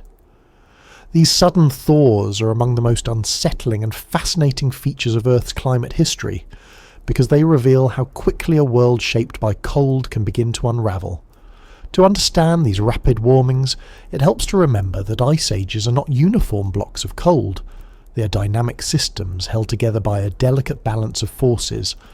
Ice sheets, oceans, atmosphere, and sunlight remain locked in a feedback-driven equilibrium. As long as that balance holds, the system resists change. But once a threshold is crossed, resistance can give way to acceleration. One of the most striking lessons from ice cores and ocean sediments is that climate change does not always scale with its cause. A gradual increase in sunlight does not necessarily lead to gradual warming. Instead, the system can absorb that change quietly for centuries or millennia, appearing stable on the surface until something finally tips. When that happens, warming can surge forward at a pace that feels almost explosive by geological standards. These rapid warming events are often called abrupt climate transitions. They are not rare anomalies. They appear repeatedly in records of the last ice age, especially during its later stages. Temperatures in some regions rose dramatically within decades, sometimes even within a single human lifetime. Snowlines retreated, ice margins pulled back, ecosystems shifted faster than migration alone could easily accommodate. One of the clearest records of these sudden thaws comes from polar ice. Deep within the ice sheets, layers show sharp changes in isotope ratios that indicate rapid warming. These shifts are not subtle. They stand out like sudden spikes in an otherwise steady pattern. Dust concentrations drop, greenhouse gas levels rise. Everything points to a climate system that changed state quickly, not gradually. What makes these events especially surprising is that they often occurred while the planet was still firmly within an ice age. The background conditions remained cold, ice sheets were extensive, sea levels were low, and yet, within that cold framework, regional climates flipped rapidly from glacial to near interglacial conditions, only to sometimes slip back again just as quickly. A key player in many of these sudden thaws is the ocean, particularly the circulation patterns that move heat around the planet. During glacial periods, large amounts of fresh water are locked up in ice sheets. But ice sheets are not perfectly stable. They can melt at their edges, releasing pulses of fresh water into the ocean. This fresh water is lighter than salty seawater and can disrupt the sinking of cold, dense water that drives deep ocean circulation. When this circulation weakens or reorganizes, heat transport changes dramatically. Regions that once received little warmth from the ocean can suddenly be flooded with it. Temperatures rise quickly, ice melts faster, more fresh water is released. In some cases, this leads to feedback loops that accelerate warming even further. These disruptions do not always lead to sustained warming. Sometimes the system overshoots and then collapses back into cold. The climate of the last ice age appears to have flickered between states, especially in the North Atlantic region. Cold phases persisted for centuries, followed by abrupt warmings, followed again by cooling. To anyone living through such a transition, the world would have felt profoundly unstable. The suddenness of these thaws is part of what makes them so important. They show that ice ages are not uniformly slow processes. While their beginnings and endings may span millennia, their internal dynamics can produce rapid shifts that rival or exceed changes seen in much shorter climate records. From a physical standpoint, these abrupt transitions highlight the role of thresholds. Climate systems often behave non-linearly. Small changes accumulate without obvious effect until a tipping point is reached. Beyond that point, the system reorganizes itself rapidly. Ice ages are full of such tipping points, hidden beneath their slow outward appearance. One of the most dramatic consequences of sudden thaws is their impact on sea level. While the overall rise in sea level at the end of an ice age takes thousands of years, much of that rise can occur in pulses.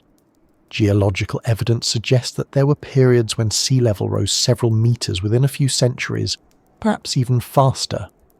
Coastal landscapes that had existed for thousands of years would have been inundated within a few generations. Rivers changed course, estuaries formed where valleys once stood, freshwater ecosystems were displaced by saltwater, marine habitats expanded rapidly into newly flooded areas. For organisms adapted to stable coastlines, these changes would have been deeply disruptive. On land, rapid warming transformed ecosystems just as quickly. Tundra gave way to shrubland to forest. Species that had tracked slow climate shifts suddenly found themselves outpaced. Some adapted, some migrated quickly, others disappeared from regions they had occupied for thousands of years. These biological responses are recorded in pollen layers, plant macrofossils and animal remains. They show abrupt turnovers in vegetation and fauna, not gradual blending. The landscape did not ease into warmth. In many places it lurched. Human populations living during these times would have experienced dramatic environmental change within their own lifetimes. Hunting grounds shifted, migration routes altered, water availability changed. Resources appeared and vanished unpredictably. These pressures likely influenced cultural innovation, social organisation, and patterns of movement. Importantly, these sudden thaws were not global in the same way as full ice age transitions. They were often regional, especially concentrated in the North Atlantic and surrounding continents. This regionality underscores the complexity of the climate system. Global averages can mask dramatic local changes. A world that is still technically in an ice age can nonetheless experience near-modern warmth in certain areas for centuries at a time. The causes of these abrupt events are still an active area of research. While ocean circulation plays a central role, it interacts with atmospheric dynamics, ice sheet behaviour, and greenhouse gas feedbacks. The system is not controlled by a single switch. It is a network of interdependent components, each capable of amplifying or dampening change. One revealing feature of these sudden thaws is how they often precede larger, more permanent transitions. They act like rehearsals. The climate system tests warmer configurations, sometimes retreats, and then eventually commits. By the time the final deglaciation begins, the system has already demonstrated its capacity for rapid change. This history challenges the comforting notion that Earth's climate always changes slowly enough for life to adjust. While long-term trends may be gradual, short-term shifts can be abrupt and disruptive. Ice ages are not just slow descents into cold followed by gentle recoveries. They are punctuated by surprises. These surprises matter because they reveal vulnerabilities. They show where the system is sensitive, where feedbacks can run away, and where stability can break down. They also reveal resilience, demonstrating how ecosystems and life forms have repeatedly survived rapid change, even when conditions shifted faster than evolutionary adaptation alone could manage. From a broader perspective, sudden thaws remind us that ice ages are not monolithic blocks of time.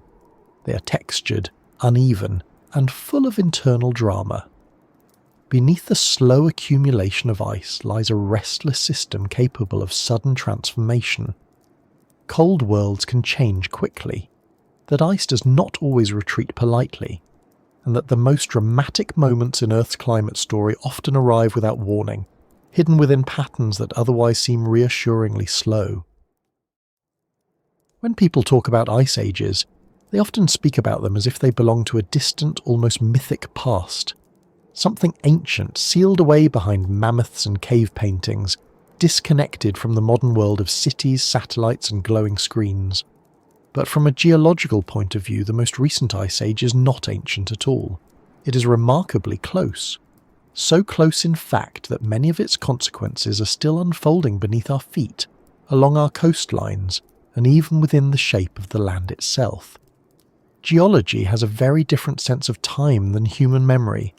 What feels unimaginably old to us can register as barely finished business on a planetary scale.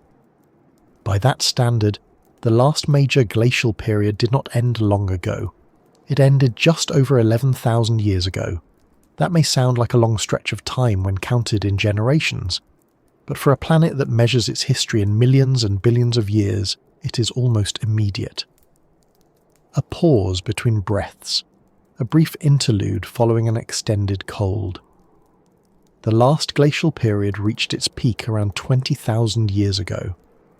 At that time, ice sheets covered vast portions of North America, Northern Europe, and Asia. Sea levels were dramatically lower. Coastlines lay far beyond where they sit today. Entire land bridges existed where oceans now separate continents. The planet looked familiar in outline but profoundly different in detail. Then, gradually at first and later more decisively, the ice began to retreat. This retreat marks the transition into the warm interval we live in now, known as the Holocene. From a geological perspective, the Holocene is extraordinarily young. It represents a brief warm phase within a much longer ice age that began millions of years earlier. The ice did not vanish entirely. Antarctica remained frozen. Greenland held on. Glaciers persisted in mountain ranges around the world. Earth never left its ice age state. It simply shifted into one of its warmer modes. What makes this recent ice age especially important is not just how close it is to us in time, but how thoroughly it shaped the modern world. The landscapes humans inhabit today were carved, deposited, scoured and rearranged by the ice and by its retreating waters. Many of the environments we think of as natural baselines are in fact products of post-glacial adjustment. Consider the shape of continents. During the height of the last glacial period, so much water was locked up in ice sheets that sea levels dropped by more than 100 metres. Continental shelves were exposed, rivers cut deep valleys across what is now seabed. Those valleys still exist, submerged beneath modern oceans. Coastal plains stretched outward. Islands were connected to mainlands. Migration routes opened and closed. When the ice melted, sea levels rose again, flooding those valleys and plains. The shorelines we know today are not permanent edges. They are temporary outlines drawn by the current balance between ice and ocean. Many of the world's great estuaries, bays and shallow seas exist because glacial ice melted and allowed the ocean to reclaim low-lying land. The land itself bears equally clear marks. Glaciers are powerful sculptors. As they advance, they grind rock into fine sediment. As they retreat, they leave behind ridges, hills, lakes, and soils, unlike anything produced by rivers alone. Vast areas of North America and Europe are covered by glacial till, a mixture of clay, sand, gravel, and boulders deposited directly by ice. These deposits influence agriculture, hydrology, and ecosystems to this day. Fertile soils in some regions owe their existence to glacial sediments. Poorly drained landscapes reflect the uneven way ice retreated and melted.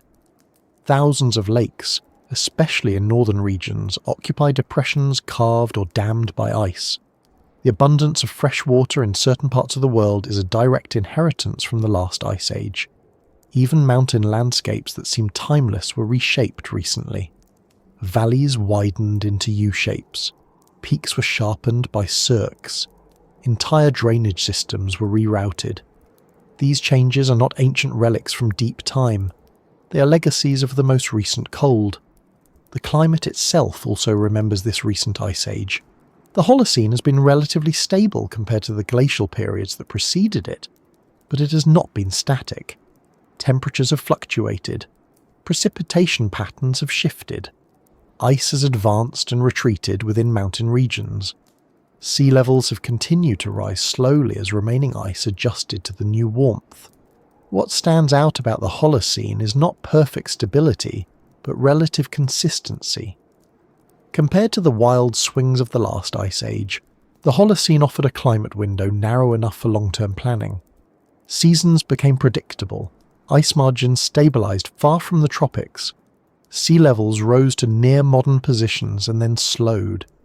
This consistency created conditions under which agriculture could emerge and persist. Human civilization did not arise simply because the Ice Age ended. It arose because the climate entered a phase that stayed within certain bounds for long enough. Crops could be domesticated. Settlements could remain in place. Trade routes could develop. Surpluses could be stored. The Holocene did not guarantee civilization, but it made it possible. From a geological perspective, this coincidence is remarkable. For most of human evolutionary history, climate was highly variable. Glacial cycles repeatedly disrupted habitats, resources shifted, populations moved. Then, just as humans developed the cognitive and social tools needed for complex societies, the climate settled into a relatively stable warm interval. That stability should not be mistaken for permanence. Geological records show that previous interglacial periods were also warm and relatively stable, but none lasted forever. Each eventually gave way to renewed cooling as orbital cycles continued their slow progression. The Holocene by this measure is not unique. It is simply the most recent example. This is where the phrase "a very recent ice age" takes on its full meaning. We are not far removed from glacial conditions. We are living in their aftermath. Many systems are still adjusting.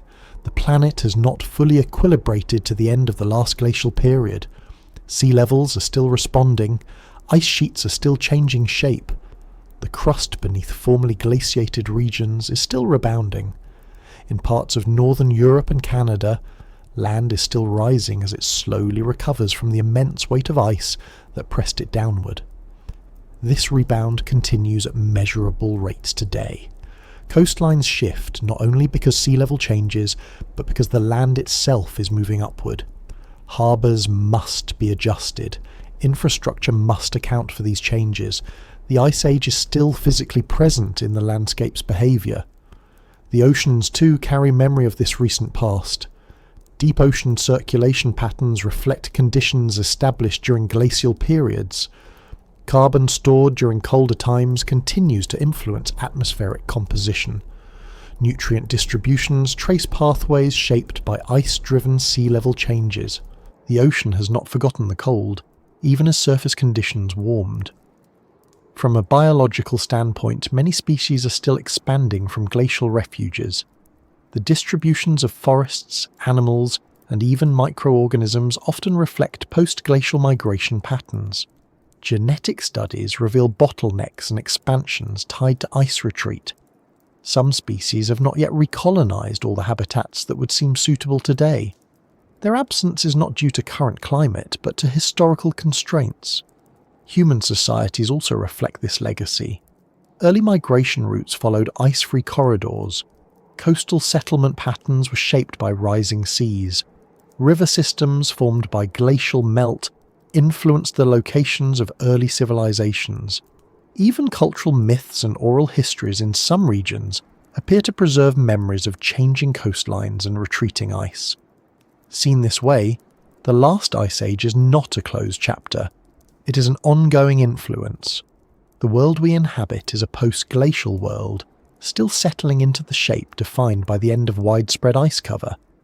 This perspective matters because it reframes how we think about the present climate. Modern conditions are not the long-term norm.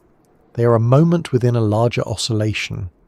The warmth we experience today exists against a backdrop of recurring cold.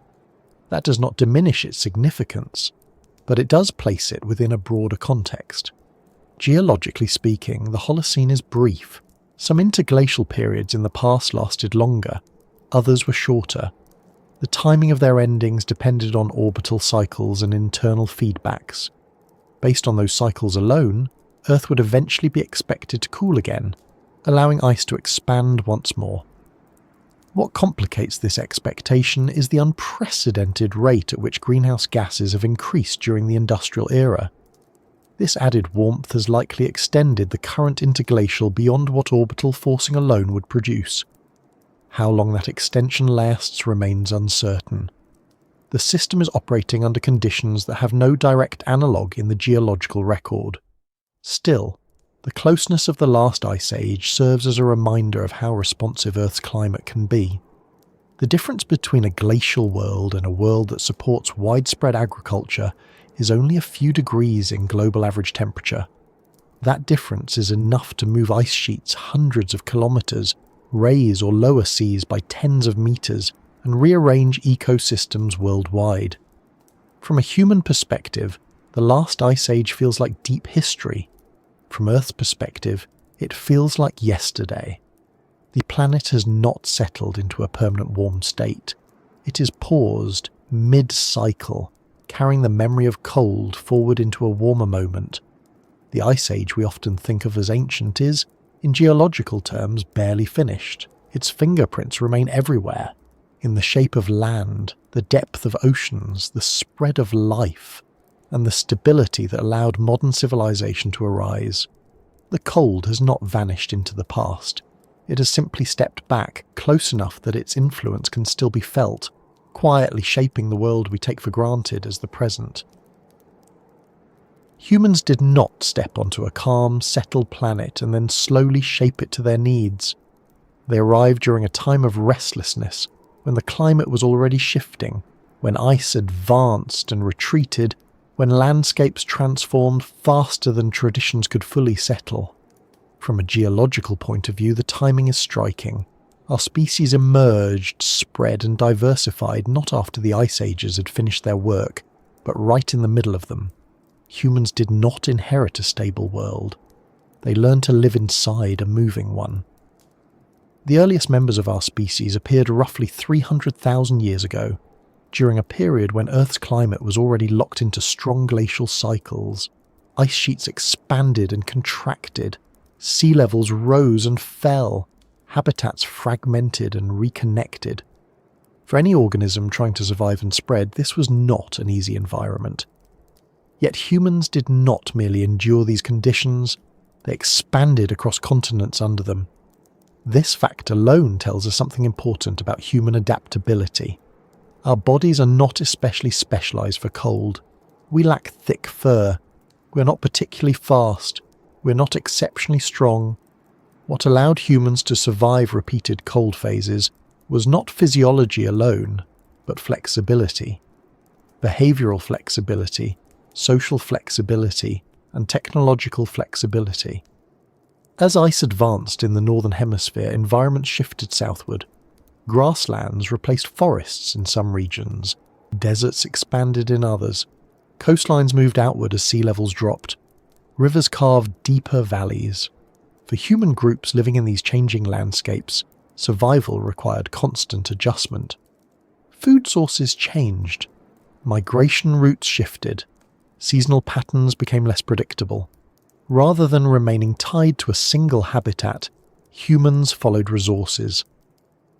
When conditions worsened in one region, populations moved.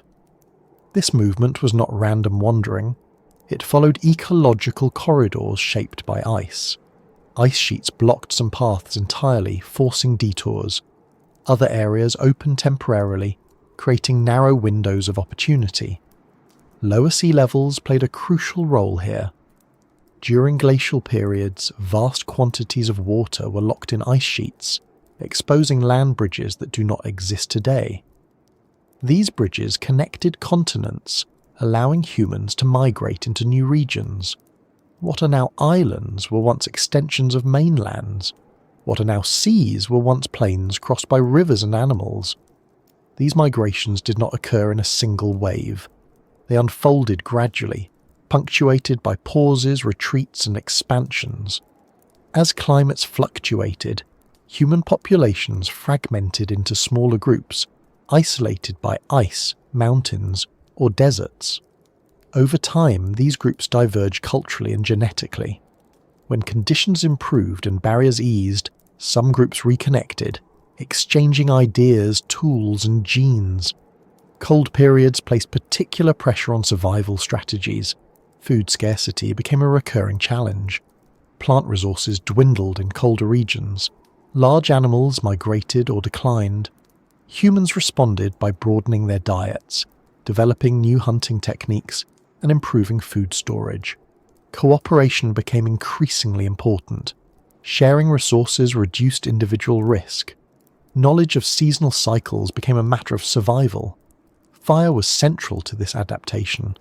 Control of fire allowed humans to generate warmth, cook food, and extend activity into colder and darker periods. Fire transformed energy intake, making previously inedible foods accessible and improving nutritional efficiency. It also altered social structure, creating gathering points that supported communication, learning, and bonding. Clothing and shelter evolved alongside fire use. Simple coverings became more sophisticated garments. Shelters became better insulated, more permanent, and better adapted to local conditions. These innovations were not static inventions. They were refined repeatedly as groups encountered new environments and colder extremes. Ice ages also influenced human cognition in subtle ways. Living in a world where conditions changed unpredictably favoured planning, memory, and social coordination. Knowledge had to be transmitted across generations. Skills had to be taught, not rediscovered anew each time. This encouraged the development of language, storytelling, and cultural traditions that preserved information beyond individual lifespans. The cold also shaped human movement patterns. Seasonal migration became common. Groups followed animals along predictable routes. Camps were established and abandoned in rhythm with climate and resource availability. Over time, these patterns became embedded in cultural practices and social organization. Importantly, humans did not simply retreat from cold environments, they entered them. Archaeological evidence shows humans living in high latitudes and harsh climates during glacial periods. These were not marginal populations clinging to survival at the edges. They were established communities with tools, traditions, and social networks suited to cold conditions. This expansion into cold regions required more than endurance. It required innovation. New hunting tools appeared. Projectiles allowed safer hunting of large animals. Bone and antler tools supplemented stone. Sewing needles enabled fitted clothing. Each of these developments reduced the cost of cold and increased the range of habitable environments. At the same time, ice ages imposed limits. Population sizes remained relatively small. Resource constraints prevented large, dense settlements. Human presence was widespread but thin. These limitations shaped social dynamics, favouring flexibility over permanence. When ice retreated during warmer phases, humans expanded again, filling newly available landscapes. Forests spread, wetlands formed, coastlines shifted inward, resources diversified, human populations grew. Then, as cooling returned, contraction followed. This repeated pattern left a deep imprint on human history. Genetic studies reflect this cycle. Bottlenecks appear during cold phases. Expansions follow warming. Diversity increases as groups spread, then narrows as habitats shrink. Modern genetic variation carries signatures of these ancient movements, shaped by ice-driven geography. Culture too bears the mark of cold. Mythologies, rituals, and symbolic behaviours may have roots in environments where survival depended on shared meaning and cooperation. Art and ornamentation appear in archaeological records during glacial periods, suggesting that even under harsh conditions humans invested in identity, expression, and social cohesion. It is tempting to think of ice ages as obstacles that delayed human progress. In reality, they shaped the form that progress took. Humans became a species defined not by dominance over a single environment, but by the ability to move between environments. The cold did not stop this process. It trained it. As the last glacial period began to wane, humans were already widespread. They did not wait for the climate to stabilize before expanding. They adapted to instability itself. When warming accelerated, human populations were poised to take advantage of new conditions. The transition into the warmer interval we live in now did not suddenly transform humans into a different species. The skills that supported agriculture, settlement, and complex societies were built during the Ice Age world. Planning, cooperation, tool-making, and social learning all predate the Holocene. What changed was the environmental context in which those abilities operated. With ice retreating and climate stabilizing, strategies that had once emphasized mobility could shift toward permanence. Fields could be tended year after year. Structures could remain standing. Surpluses could be stored. None of this erased the Ice Age legacy. It built on it. Understanding that humans arrived just in time for the cold reframes our place in Earth's story. We are not creatures of stability that later learned to cope with change. We are creatures of change that briefly encountered stability. The adaptability we often celebrate is not a modern trait. It is ancient, forged under pressure. This perspective also tempers assumptions about what is normal.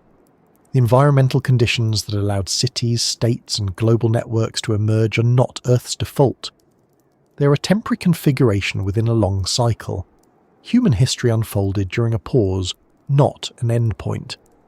It is enough to recognize that humanity's arrival was not poorly timed. It was precisely timed. Our species emerged when adaptation mattered most, when flexibility was rewarded, and when survival depended on understanding a world that refused to stay the same. There is a common way people talk about ice ages that quietly implies a clean ending, as if the planet enters a frozen phase, endures it, and then emerges into a new, stable normal where the cold has been permanently resolved. The language itself encourages that idea. We speak about ice ages in the past tense. We talk about them as events that happened, not as conditions that persist. But when you look closely at Earth's climate history, and especially at how ice behaves over long spans of time, that neat conclusion never really appears. Ice ages do not end in the way stories usually do.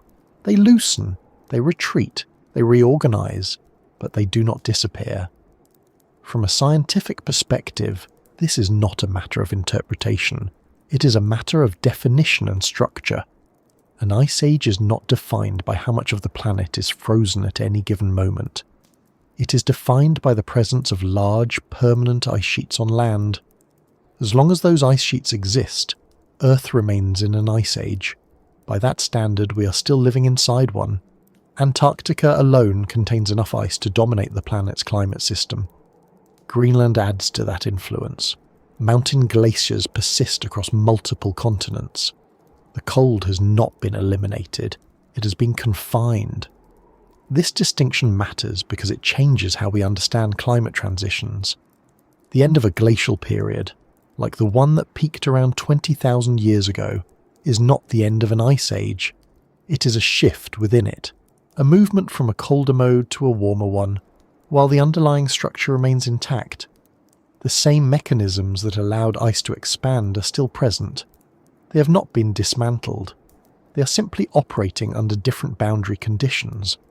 To see why ice ages never truly end, it helps to think of Earth's climate system less like a switch and more like a balance with deep grooves worn into it. Over millions of years, repeated glacial cycles have carved preferred states into the system. Cold states with extensive ice sheets are one of those preferences.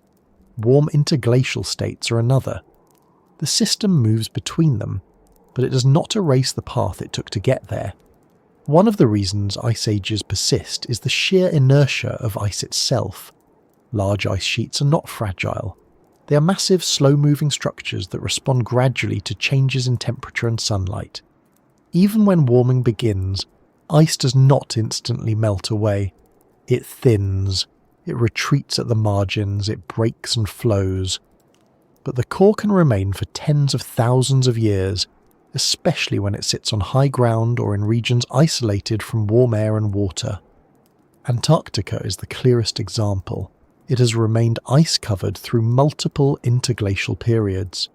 Temperatures rose, sea levels climbed, forests spread in the northern hemisphere, yet Antarctica stayed frozen. Its ice sheet grew and shrank at the edges, but it never vanished. Its position over the South Pole, combined with the circumpolar ocean currents that isolate it, creates conditions where ice is remarkably stable. Greenland tells a similar, though slightly more vulnerable story. Its ice sheet has survived repeated warm intervals, thinning and retreating during the warmest phases but persisting overall. Its elevation plays a key role. Ice sitting thousands of meters above sea level experiences colder temperatures than surrounding lowlands. This elevation feedback allows ice sheets to maintain themselves even when regional climates warm. Because these ice sheets persist, they continue to influence the climate system long after glacial periods end. They reflect sunlight, they shape atmospheric circulation, they affect ocean currents through freshwater input. As long as they exist, they exert a cooling influence on the planet. This means the climate never fully resets to a pre-ice age state. It remains constrained by the presence of ice. Another reason ice ages never truly end lies in the orbital mechanics that drive them. The slow variations in Earth's orbit, tilt and wobble do not stop when a glacial period ends. They continue cycling endlessly. The conditions that favour ice growth weaken during interglacial periods, but they do not vanish. Eventually, those conditions strengthen again. This is why interglacial periods are temporary by nature. They occur when orbital configurations increase summer sunlight enough to reduce ice. But those configurations are transient. Over tens of thousands of years they shift. Summer sunlight decreases again. The balance tips back towards snow persistence. The machinery that produced ice in the first place is always waiting in the background. Importantly, this does not mean every interglacial is identical. Some are warmer than others, some last longer, some end more abruptly. But none permanently disable the system that produces ice. Each interglacial is a pause, not a conclusion. The atmosphere reinforces this persistence. During interglacial periods, greenhouse gas concentrations rise, strengthening warming. But these increases are limited by natural feedbacks. Oceans eventually absorb excess carbon dioxide. Vegetation patterns stabilize. Over long timescales, atmospheric composition tends to drift back toward levels that allow cooling when orbital forcing aligns. In other words, the climate system has a built-in tendency to undo extremes. Warmth invites processes that dampen it. Cold invites processes that dampen it. But the damping is uneven. It slows transitions rather than preventing them entirely. The result is oscillation rather than convergence on a single stable state. Ice ages are also reinforced by geography. Continents are arranged in ways that favour ice formation at high latitudes. Large land masses sit near the poles, especially in the northern hemisphere. Land cools faster than ocean. Snow accumulates more easily. Ice sheets can grow. If continents were arranged differently, Earth's climate history might look very different. Because the continents move only over tens of millions of years, this geographical setup persists across many glacial cycles. The stage remains the same. The play repeats with variations. Ice ages are not accidents of a single configuration. They are the expected outcome of Earth's current layout. From a geological perspective, the current ice age itself is part of an even longer story. Earth has experienced multiple ice ages throughout its history, separated by long warm intervals lasting tens or hundreds of millions of years.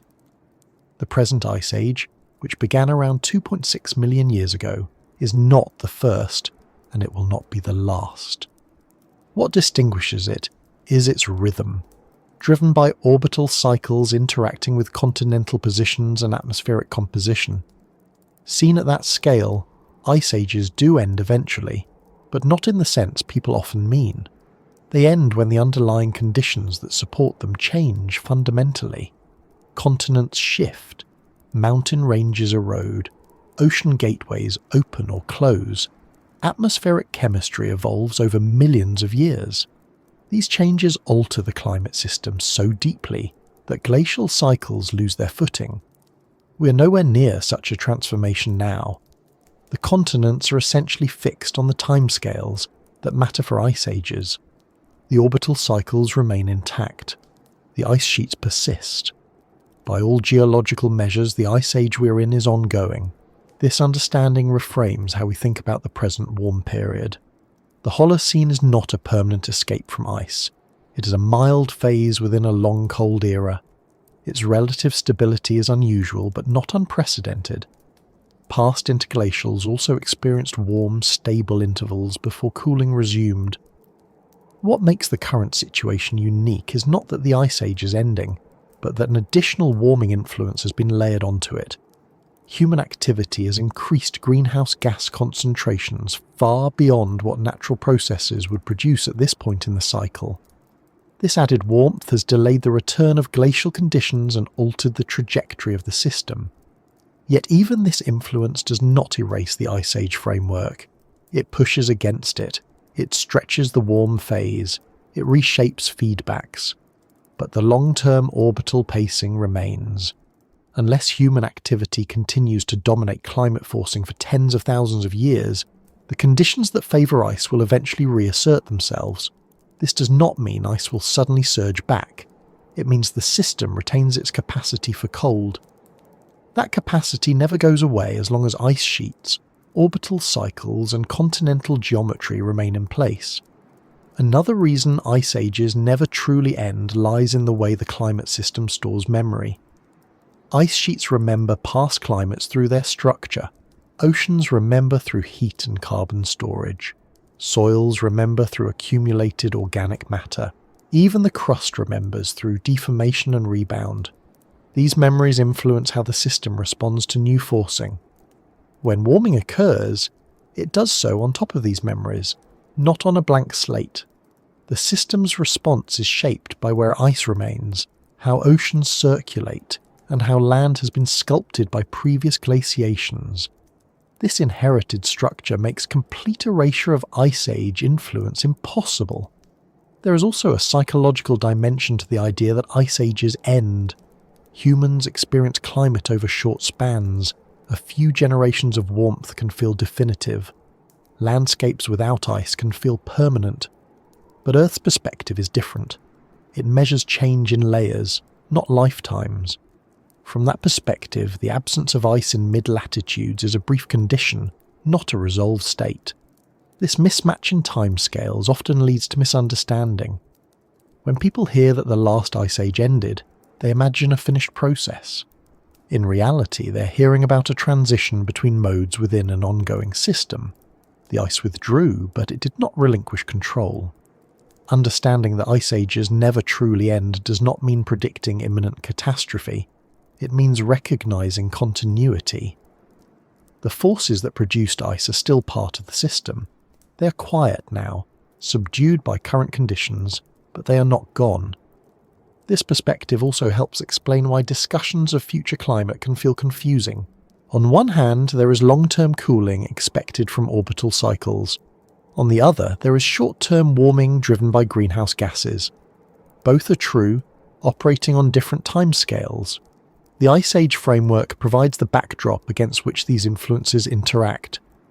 Seen this way, Earth's climate is not marching toward a single destiny. It is oscillating within constraints, influenced by both ancient rhythms and recent disturbances. ice ages do not end with a closing scene. They fade into warmer passages, only to gather strength again later. For now, it is enough to hold on to a simple but often overlooked truth. Earth does not move from ice to warmth and then settle. It moves back and forth within a long-lived cold era, guided by cycles that outlast civilizations. The ice retreats, but it does not say goodbye. It stays close enough to return whenever the balance allows it to do so. Even when the planet feels settled, when ice sits quietly at the poles and seasons arrive more or less on schedule, the deeper timing mechanisms that govern Earth's climate never stop running. They do not pause out of courtesy for civilization, and they do not reset simply because a warm interval has lasted longer than expected. Far above the atmosphere, beyond clouds and storms and even beyond the moon's familiar pull, the clocks that regulate long-term climate continue their slow, precise motion. They tick without sound, without drama, and without regard for what happens on the surface below. These clocks are not mechanical devices, of course. They are patterns of motion written into the geometry of Earth's relationship with the Sun and with the rest of the solar system. Their pace is measured not in seconds or years, but in tens of thousands of years. To a human observer, they feel almost static. To the climate system, they are persistent signals that never truly fade into the background. The most important thing to understand about these celestial clocks is that they do not care about averages. They care about alignment. They regulate when sunlight arrives, how intense it is at particular latitudes, and how that energy is distributed across seasons. The total amount of sunlight Earth receives over a year changes very little, but the timing and placement of that sunlight changes constantly, and those changes are enough to reshape the planet when given time. At this very moment, Earth's orbit is slowly evolving. Its shape is becoming slightly more circular over a cycle that spans roughly 100,000 years. This change is subtle, far too small to notice from one lifetime to the next, but it matters because it reduces the contrast between Earth's closest and farthest approach to the Sun. That, in turn, affects how strongly other orbital effects can influence climate. At the same time, Earth's axial tilt is slowly decreasing. The planet is becoming a little more upright relative to its orbit. This reduces the contrast between seasons, especially at high latitudes. Summers become slightly cooler, winters become slightly milder. For ice, this matters far more than it sounds. Cooler summers reduce melting, and reduced melting sustained over thousands of years is one of the essential ingredients for glaciation. Meanwhile, Earth's axis continues to wobble. This wobble shifts the timing of seasons relative to Earth's position in its orbit. Over long periods, it determines whether summers in a given hemisphere occur when Earth is closer to the Sun or farther away. Right now, Northern Hemisphere summers occur when Earth is relatively distant from the Sun. This slightly weakens summer sunlight compared to what it would otherwise be. None of these factors, taken alone, are dramatic. They do not cause abrupt cooling or warming by themselves, but together they create a long-term trajectory. They gently favour conditions that allow snow to persist at high latitudes. They do this slowly, patiently, without ever announcing that anything significant is happening. This is why the phrase, "the clocks in the sky are still ticking," matters. It reminds us that the same orbital mechanisms that governed past ice ages are still operating today. They have not been overridden or dismantled. They have not expired. They continue to move Earth toward configurations that, under natural conditions, would eventually support renewed ice growth. From a geological perspective, the current warm interval is already well underway. Interglacial periods in the past often lasted between 10 and 20,000 years. We're now more than 11,000 years into the present one. That does not mean it is about to end tomorrow, but it does mean it is no longer in its early stages. Orbital calculations show that summer sunlight at high, northern latitudes has been declining for several thousand years. This decline is gradual, but it is steady. Left to its own devices, the climate system would likely be responding to this trend by very slowly allowing snow to linger longer in certain regions. Over many millennia, that lingering snow would begin the long process of ice accumulation. This does not mean glaciers would suddenly surge southward, or that ice sheets would rapidly reappear. It means the balance would slowly shift. The planet would begin leaning toward cold again, just as it has many times before. What complicates this picture is the presence of a powerful additional influence layered on top of these celestial clocks. Greenhouse gas concentrations in the atmosphere are far higher than they would be under natural conditions at this point in the orbital cycle. This added warmth counteracts the cooling influence of declining summer sunlight. As a result, the climate system is currently being pulled in two directions at once. One pull comes from the slow, predictable geometry of Earth's orbit, nudging conditions toward eventual cooling. The other comes from rapidly increased atmospheric insulation, pushing temperatures upward. These forces operate on vastly different timescales, which makes their interaction especially complex. The orbital clocks tick slowly, almost imperceptibly. The atmospheric changes driven by human activity have occurred within centuries. From Earth's perspective, that is an instant. The climate system has not had time to fully respond or adjust. It is still absorbing heat, redistributing energy, and rebalancing feedbacks. This mismatch in pace creates a kind of tension within the system. The long-term trajectory has not disappeared, but it has been bent. How far it bends and for how long depends on how persistent the additional warming influence remains. If greenhouse gas concentrations were to stabilize and then slowly decline over many thousands of years, the orbital clocks would eventually regain dominance. Cooling would resume. Snow would begin to persist again in key regions. Ice sheets would slowly grow. The Ice Age cycle would continue, delayed but not cancelled. If, on the other hand, elevated greenhouse gas concentrations were maintained for tens of thousands of years, the system could behave differently. Ice sheets might be prevented from regrowing entirely. The current Ice Age could eventually be brought to an end in a geological sense, not through a single dramatic event, but through sustained alteration of atmospheric conditions. That possibility is one of the reasons scientists describe the present moment as unusual. The climate system has never experienced this exact combination of orbital forcing and atmospheric composition before. There is no perfect historical analogue. The clocks in the sky are still ticking, but their influence is being partially masked. Still, masking is not the same as stopping. Orbital cycles continue to set the boundaries within which climate operates. They define what is possible over long spans of time. Even if their immediate effects are overshadowed, they remain the underlying framework. This framework is why discussions about the next Ice Age are not speculative in the way science fiction is speculative. They're grounded in mechanics that are well understood and mathematically predictable.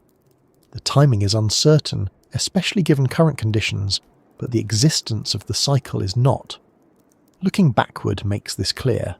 Past ice ages did not begin because something extraordinary happened. They began because ordinary predictable motions accumulated their effects over long periods. There was no moment when Earth crossed a dramatic line and suddenly froze. There were only gradual shifts that eventually became unavoidable. The same principle applies now. The absence of advancing ice does not mean the system is neutral. It means other forces are currently stronger.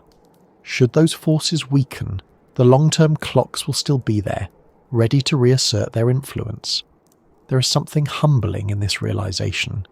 Human history, for all its intensity and speed, unfolds against a backdrop of motions that are almost unimaginably slow. Civilizations rise and fall while Earth's axis barely shifts. Entire eras of technology pass while orbital eccentricity changes by fractions of a percent. And yet, those fractions matter. Given enough time, they have reshaped the planet repeatedly. They have determined where forests grow, where deserts expand, where ice accumulates, and where seas rise or fall. Understanding that these clocks are still ticking does not mean expecting immediate change. It means recognizing that stability is conditional. It depends on alignment. It depends on balance. And balance, in Earth's climate system, is always temporary. The sky above is not just a backdrop of stars and sunlight, it is a moving framework, quietly counting out cycles far longer than human memory. Those cycles have shaped ice ages before. They are still shaping the climate now, and regardless of what happens in the near term, they will continue ticking long after the present moment has passed into the geological record. The question sounds simple when it's asked out loud, almost casual. So when is the next ice age really? It's the kind of question that suggests there might be a date, or at least a window, something you could circle on a calendar far in the future and nod to with a sense of distant inevitability. But the moment you try to answer it honestly, the simplicity falls away. What remains is a layered problem shaped by timescales that do not align, forces that operate independently, and a planet whose climate history resists neat scheduling. From the perspective of Earth's long rhythms, the question itself is reasonable. Ice ages have come and gone with remarkable regularity over the last few million years. Glacial periods expand, interglacials interrupt them. The pattern repeats. There is no reason in principle to think that this rhythm has suddenly stopped. The clocks in the sky are still ticking. Orbital cycles continue their slow progression. Ice sheets remain in place. All the machinery that produced past glacial advances is still intact. If Earth were left entirely to those natural rhythms, without any additional influences layered on top, scientists could offer a fairly straightforward answer. Based on orbital calculations alone, conditions favourable for renewed glaciation would begin to emerge tens of thousands of years from now. Summer sunlight at high northern latitudes would continue to decline. Snow would have an easier time surviving melt seasons. Ice would begin, very gradually, to accumulate. In that purely natural scenario, the next major glacial advance would likely begin somewhere between 30 and 50,000 years from now. Not as a sudden freeze, but as the slow reappearance of persistent snowfields that eventually compress into ice. The full expansion of large continental ice sheets would take many thousands of years beyond that. No single generation would witness the beginning and the peak. The process would unfold at Earth's pace, not ours, but that answer only holds if one critical assumption remains true, that the climate system is governed solely by the same natural forcings that shaped past cycles, and that assumption no longer holds. The presence of elevated greenhouse gas concentrations fundamentally alters the timeline. Carbon dioxide levels in the atmosphere are far higher now than they have been at comparable points in previous interglacial periods. This added insulation changes how the planet responds to declining summer sunlight. It does not eliminate orbital forcing, but it counteracts it. To understand how this changes the answer, it helps to imagine the climate system as a balance rather than a countdown. On one side of the balance sits the slow, cooling influence of orbital cycles. On the other side sits the warming influence of greenhouse gases. For most of the last few million years, those two forces operated within a relatively narrow range. Orbital cooling would tip the balance toward ice. Greenhouse warming would resist it, but not overwhelm it. Today, that balance has been shifted. The warming side is much heavier than it would be naturally. As a result, the system no longer responds to orbital cooling in the same way. Modelling studies suggest that with current greenhouse gas levels, and especially if they remain elevated for a long time, the onset of the next glacial period could be delayed by tens of thousands of years. Some estimates suggest delays of 50,000 years or more.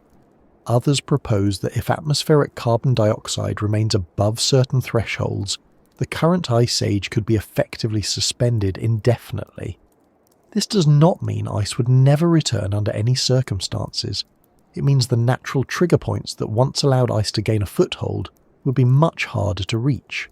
Snow would melt more completely each summer. Ice sheets would struggle to grow beyond their current limits. The system would remain locked in a warm, biased state.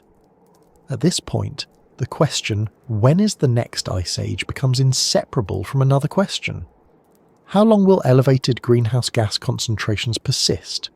That is not a question orbital mechanics can answer. It depends on human choices, technologies, policies and behaviours. It depends on whether carbon continues to accumulate in the atmosphere, stabilises, or eventually declines. It depends on how oceans and ecosystems respond over long periods. It depends on processes that operate on timescales far shorter than glacial cycles, but whose effects extend far longer. If greenhouse gas concentrations were to peak and then gradually decline over the coming centuries and millennia, the orbital clocks would eventually regain influence. Cooling would resume, slowly at first. The timeline for the next ice age would lengthen, but not vanish. The planet would return to its familiar oscillation, simply shifted forward in time. If, on the other hand, greenhouse gas concentrations remain high for many tens of thousands of years, the outcome could be different. Ice sheets might retreat further. Greenland could lose much of its ice. Antarctica's margins could change substantially. The very definition of the current ice age could be altered. In that case, asking when the next ice age begins may no longer make sense in the way it once did, because the current one may have been brought to an end through sustained warming.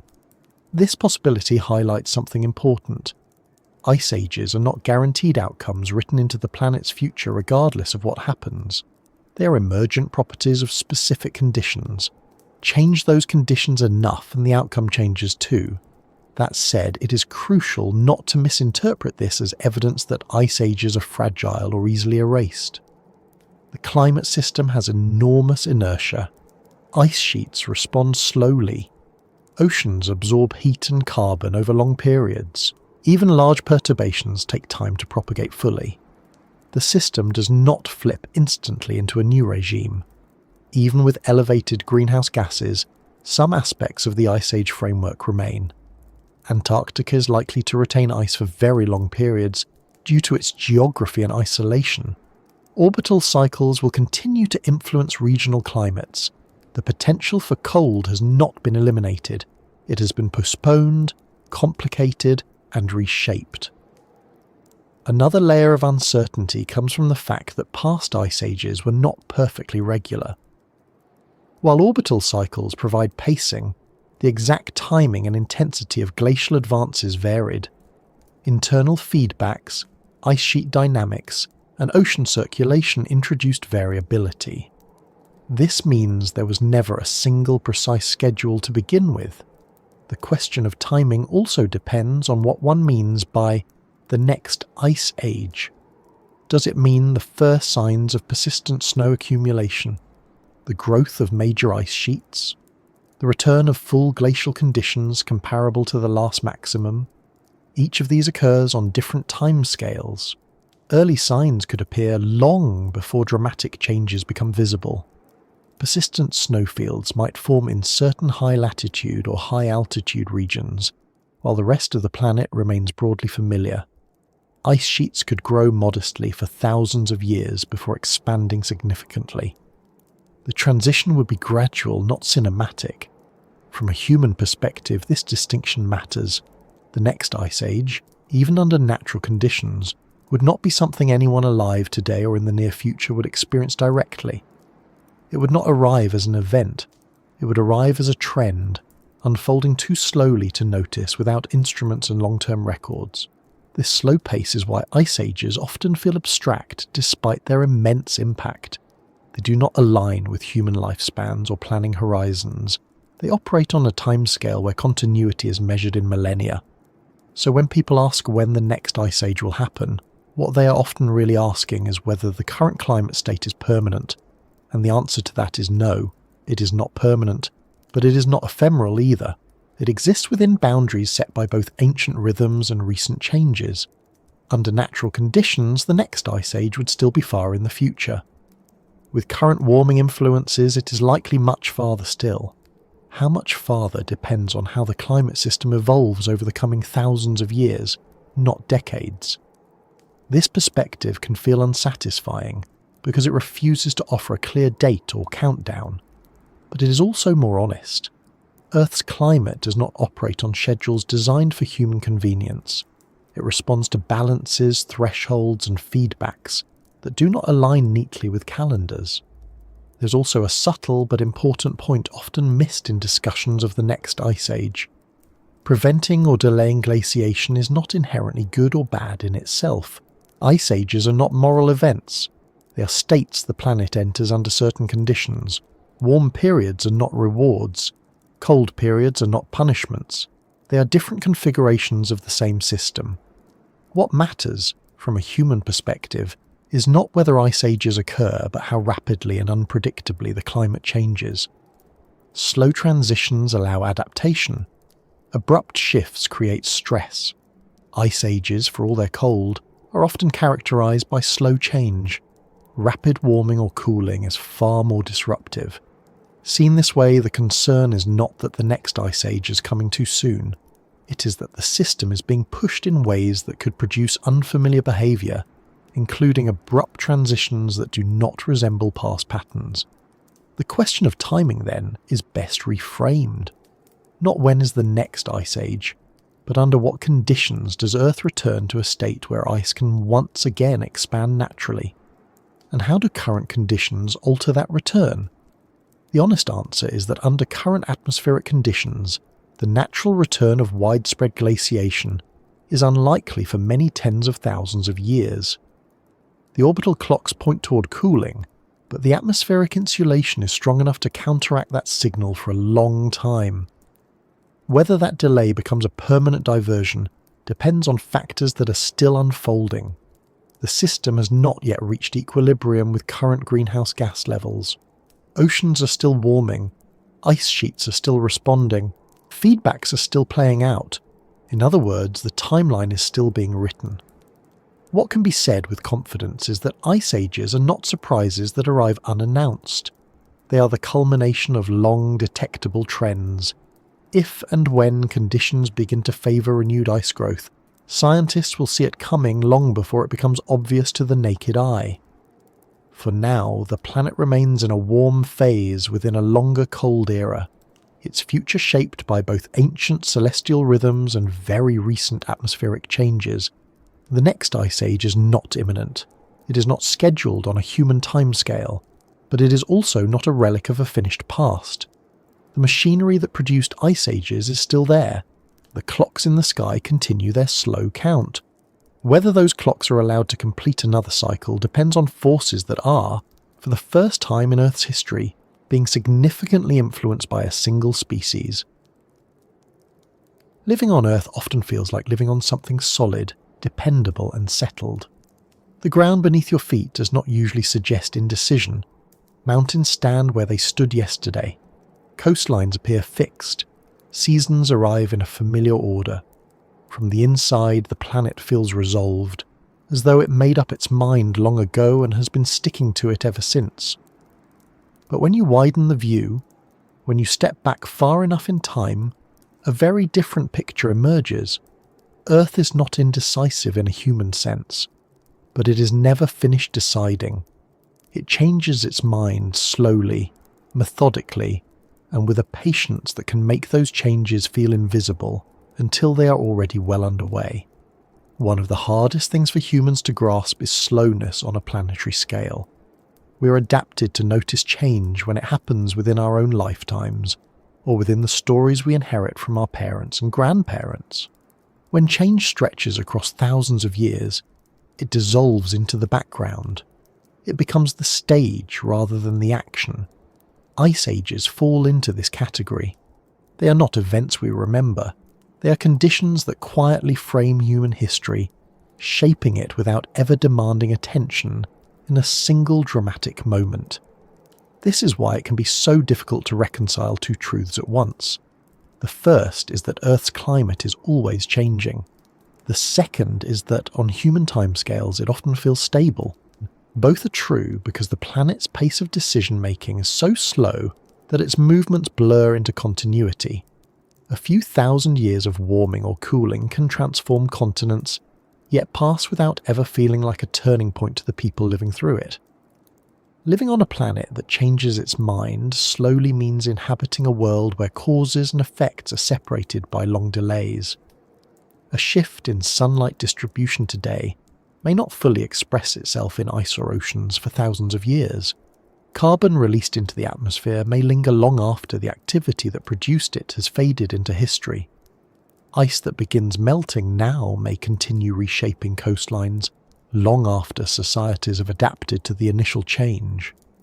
This delay creates a strange psychological effect. It encourages the belief that the present state of the world is somehow earned or permanent. That the climate we experience is what Earth prefers. But preference is a human concept. Earth responds, it does not choose, and its responses are guided by balances that drift gradually rather than snap decisively. Throughout this exploration, a recurring pattern has emerged. Ice ages do not arrive suddenly. They build through accumulation. Warm periods do not end abruptly. They erode through small imbalances sustained over time. The planet rarely announces its intentions, it simply follows them. For most of human history, this slow pace worked in our favour. Gradual climate change allowed populations to migrate, adapt, and innovate. Even dramatic transitions like the end of the last glacial period unfolded slowly enough to be absorbed across generations. Landscapes changed, but not overnight. Rivers shifted, but not between one season and the next. This gave life, including human life, room to respond. That historical context matters because it shapes how we interpret the present. The modern world is accustomed to rapid change. Technology evolves quickly. Cities transform within decades. Information moves instantly.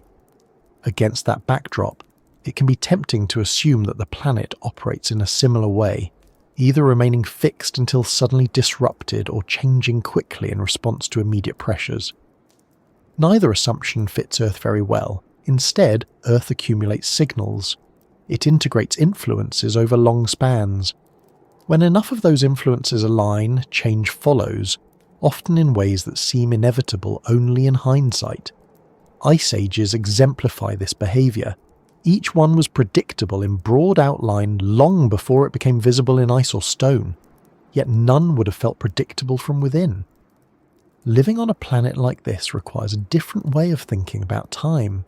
It requires accepting that stability is provisional, that the present is not a destination, but a phase, that the conditions supporting forests, coastlines and civilizations are maintained by balances that can shift without urgency, but with persistence. This perspective does not diminish the value of the present moment. If anything, it deepens it. Recognizing that Earth's current state is temporary does not make it fragile in a trivial sense. It makes it precious in a geological one.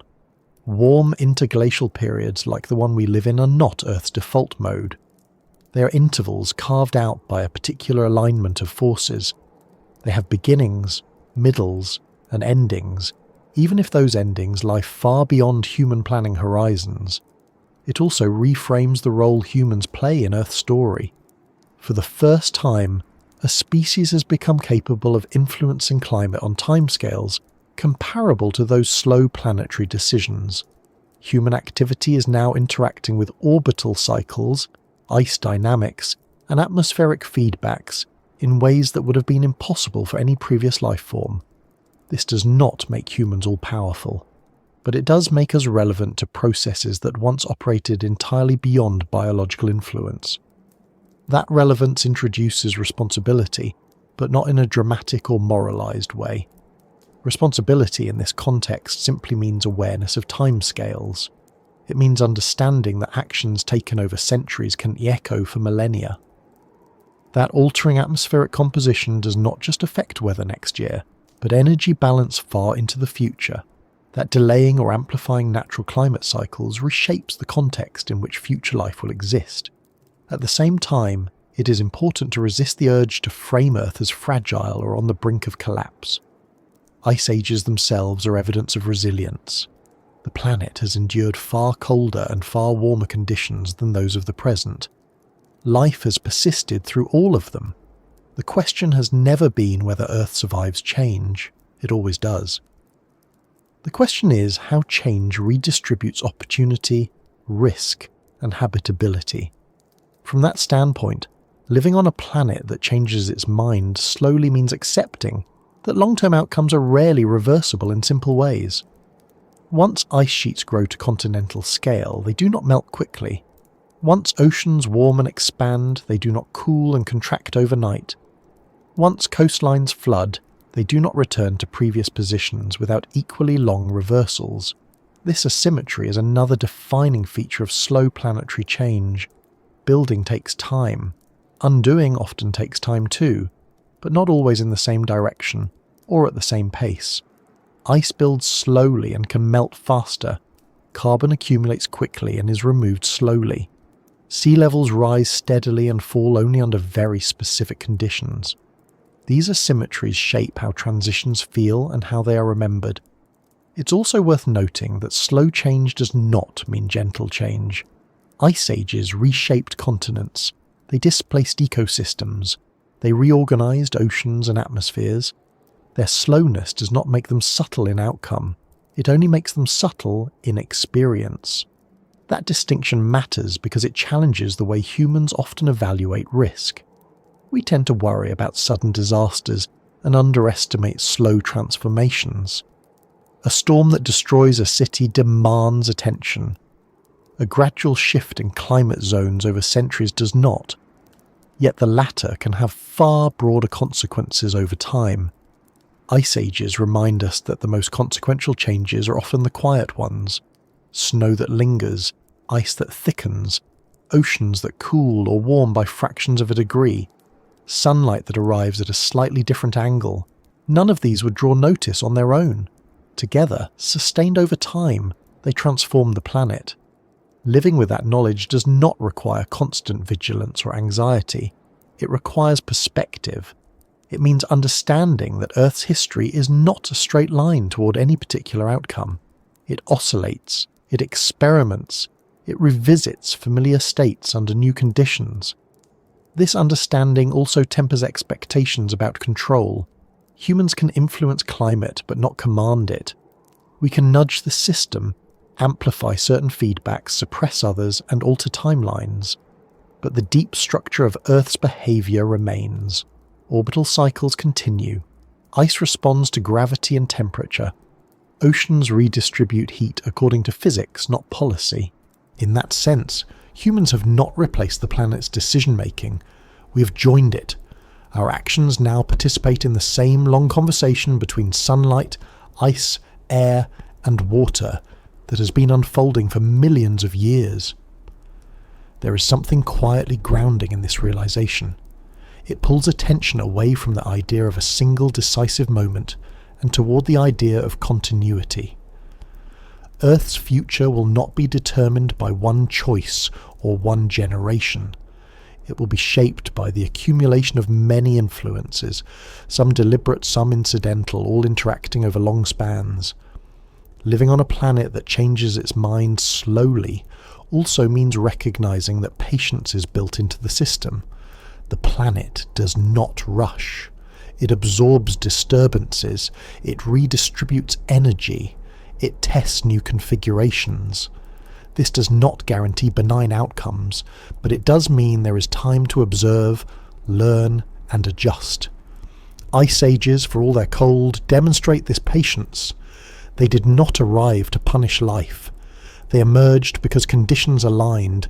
They persisted because feedbacks reinforced them. They retreated when those alignments shifted. They are not enemies or errors. They are expressions of how Earth operates when left to its own rhythms. Seen from that perspective, the question is no longer whether Earth will change again. It will. The question is how prepared life, including human life, is to live within a system that never settles permanently. Adaptation has always been the answer. Not adaptation in a narrow biological sense alone, but cultural, technological, and psychological adaptation. Humans have already demonstrated this capacity repeatedly under Ice Age conditions. Migration, cooperation, innovation, and learning were responses to a world that refused to stay still. The modern challenge is different in detail, but similar in structure. It involves responding to slow-moving forces whose consequences extend far beyond immediate experience. It involves thinking in layers of time rather than moments. It involves accepting that the present is part of a larger arc rather than its conclusion. In the end, living on a planet that changes its mind slowly is less about predicting exact futures and more about understanding patterns. Patterns of accumulation, patterns of delay, patterns of feedback. Ice ages are one of the clearest expressions of those patterns, not because they are extreme, but because they are patient. They remind us that Earth does not hurry to become something else. It drifts there, carrying memory with it, responding to influences long after their origins have faded from view. And while that slowness can make change hard to notice, it also offers a kind of continuity, a sense that the planet's story is not rushed, even when it is profound. As this long exploration settles, the most useful takeaway may be a simple one. The world you inhabit is not finished. It is not fixed. It is in the middle of a process that began long before humans appeared and will continue long after current concerns have become history. Recognizing that does not diminish the present. It places it exactly where it belongs, as one moment in a planet-wide conversation that unfolds at a pace far slower and far more enduring than any single lifetime.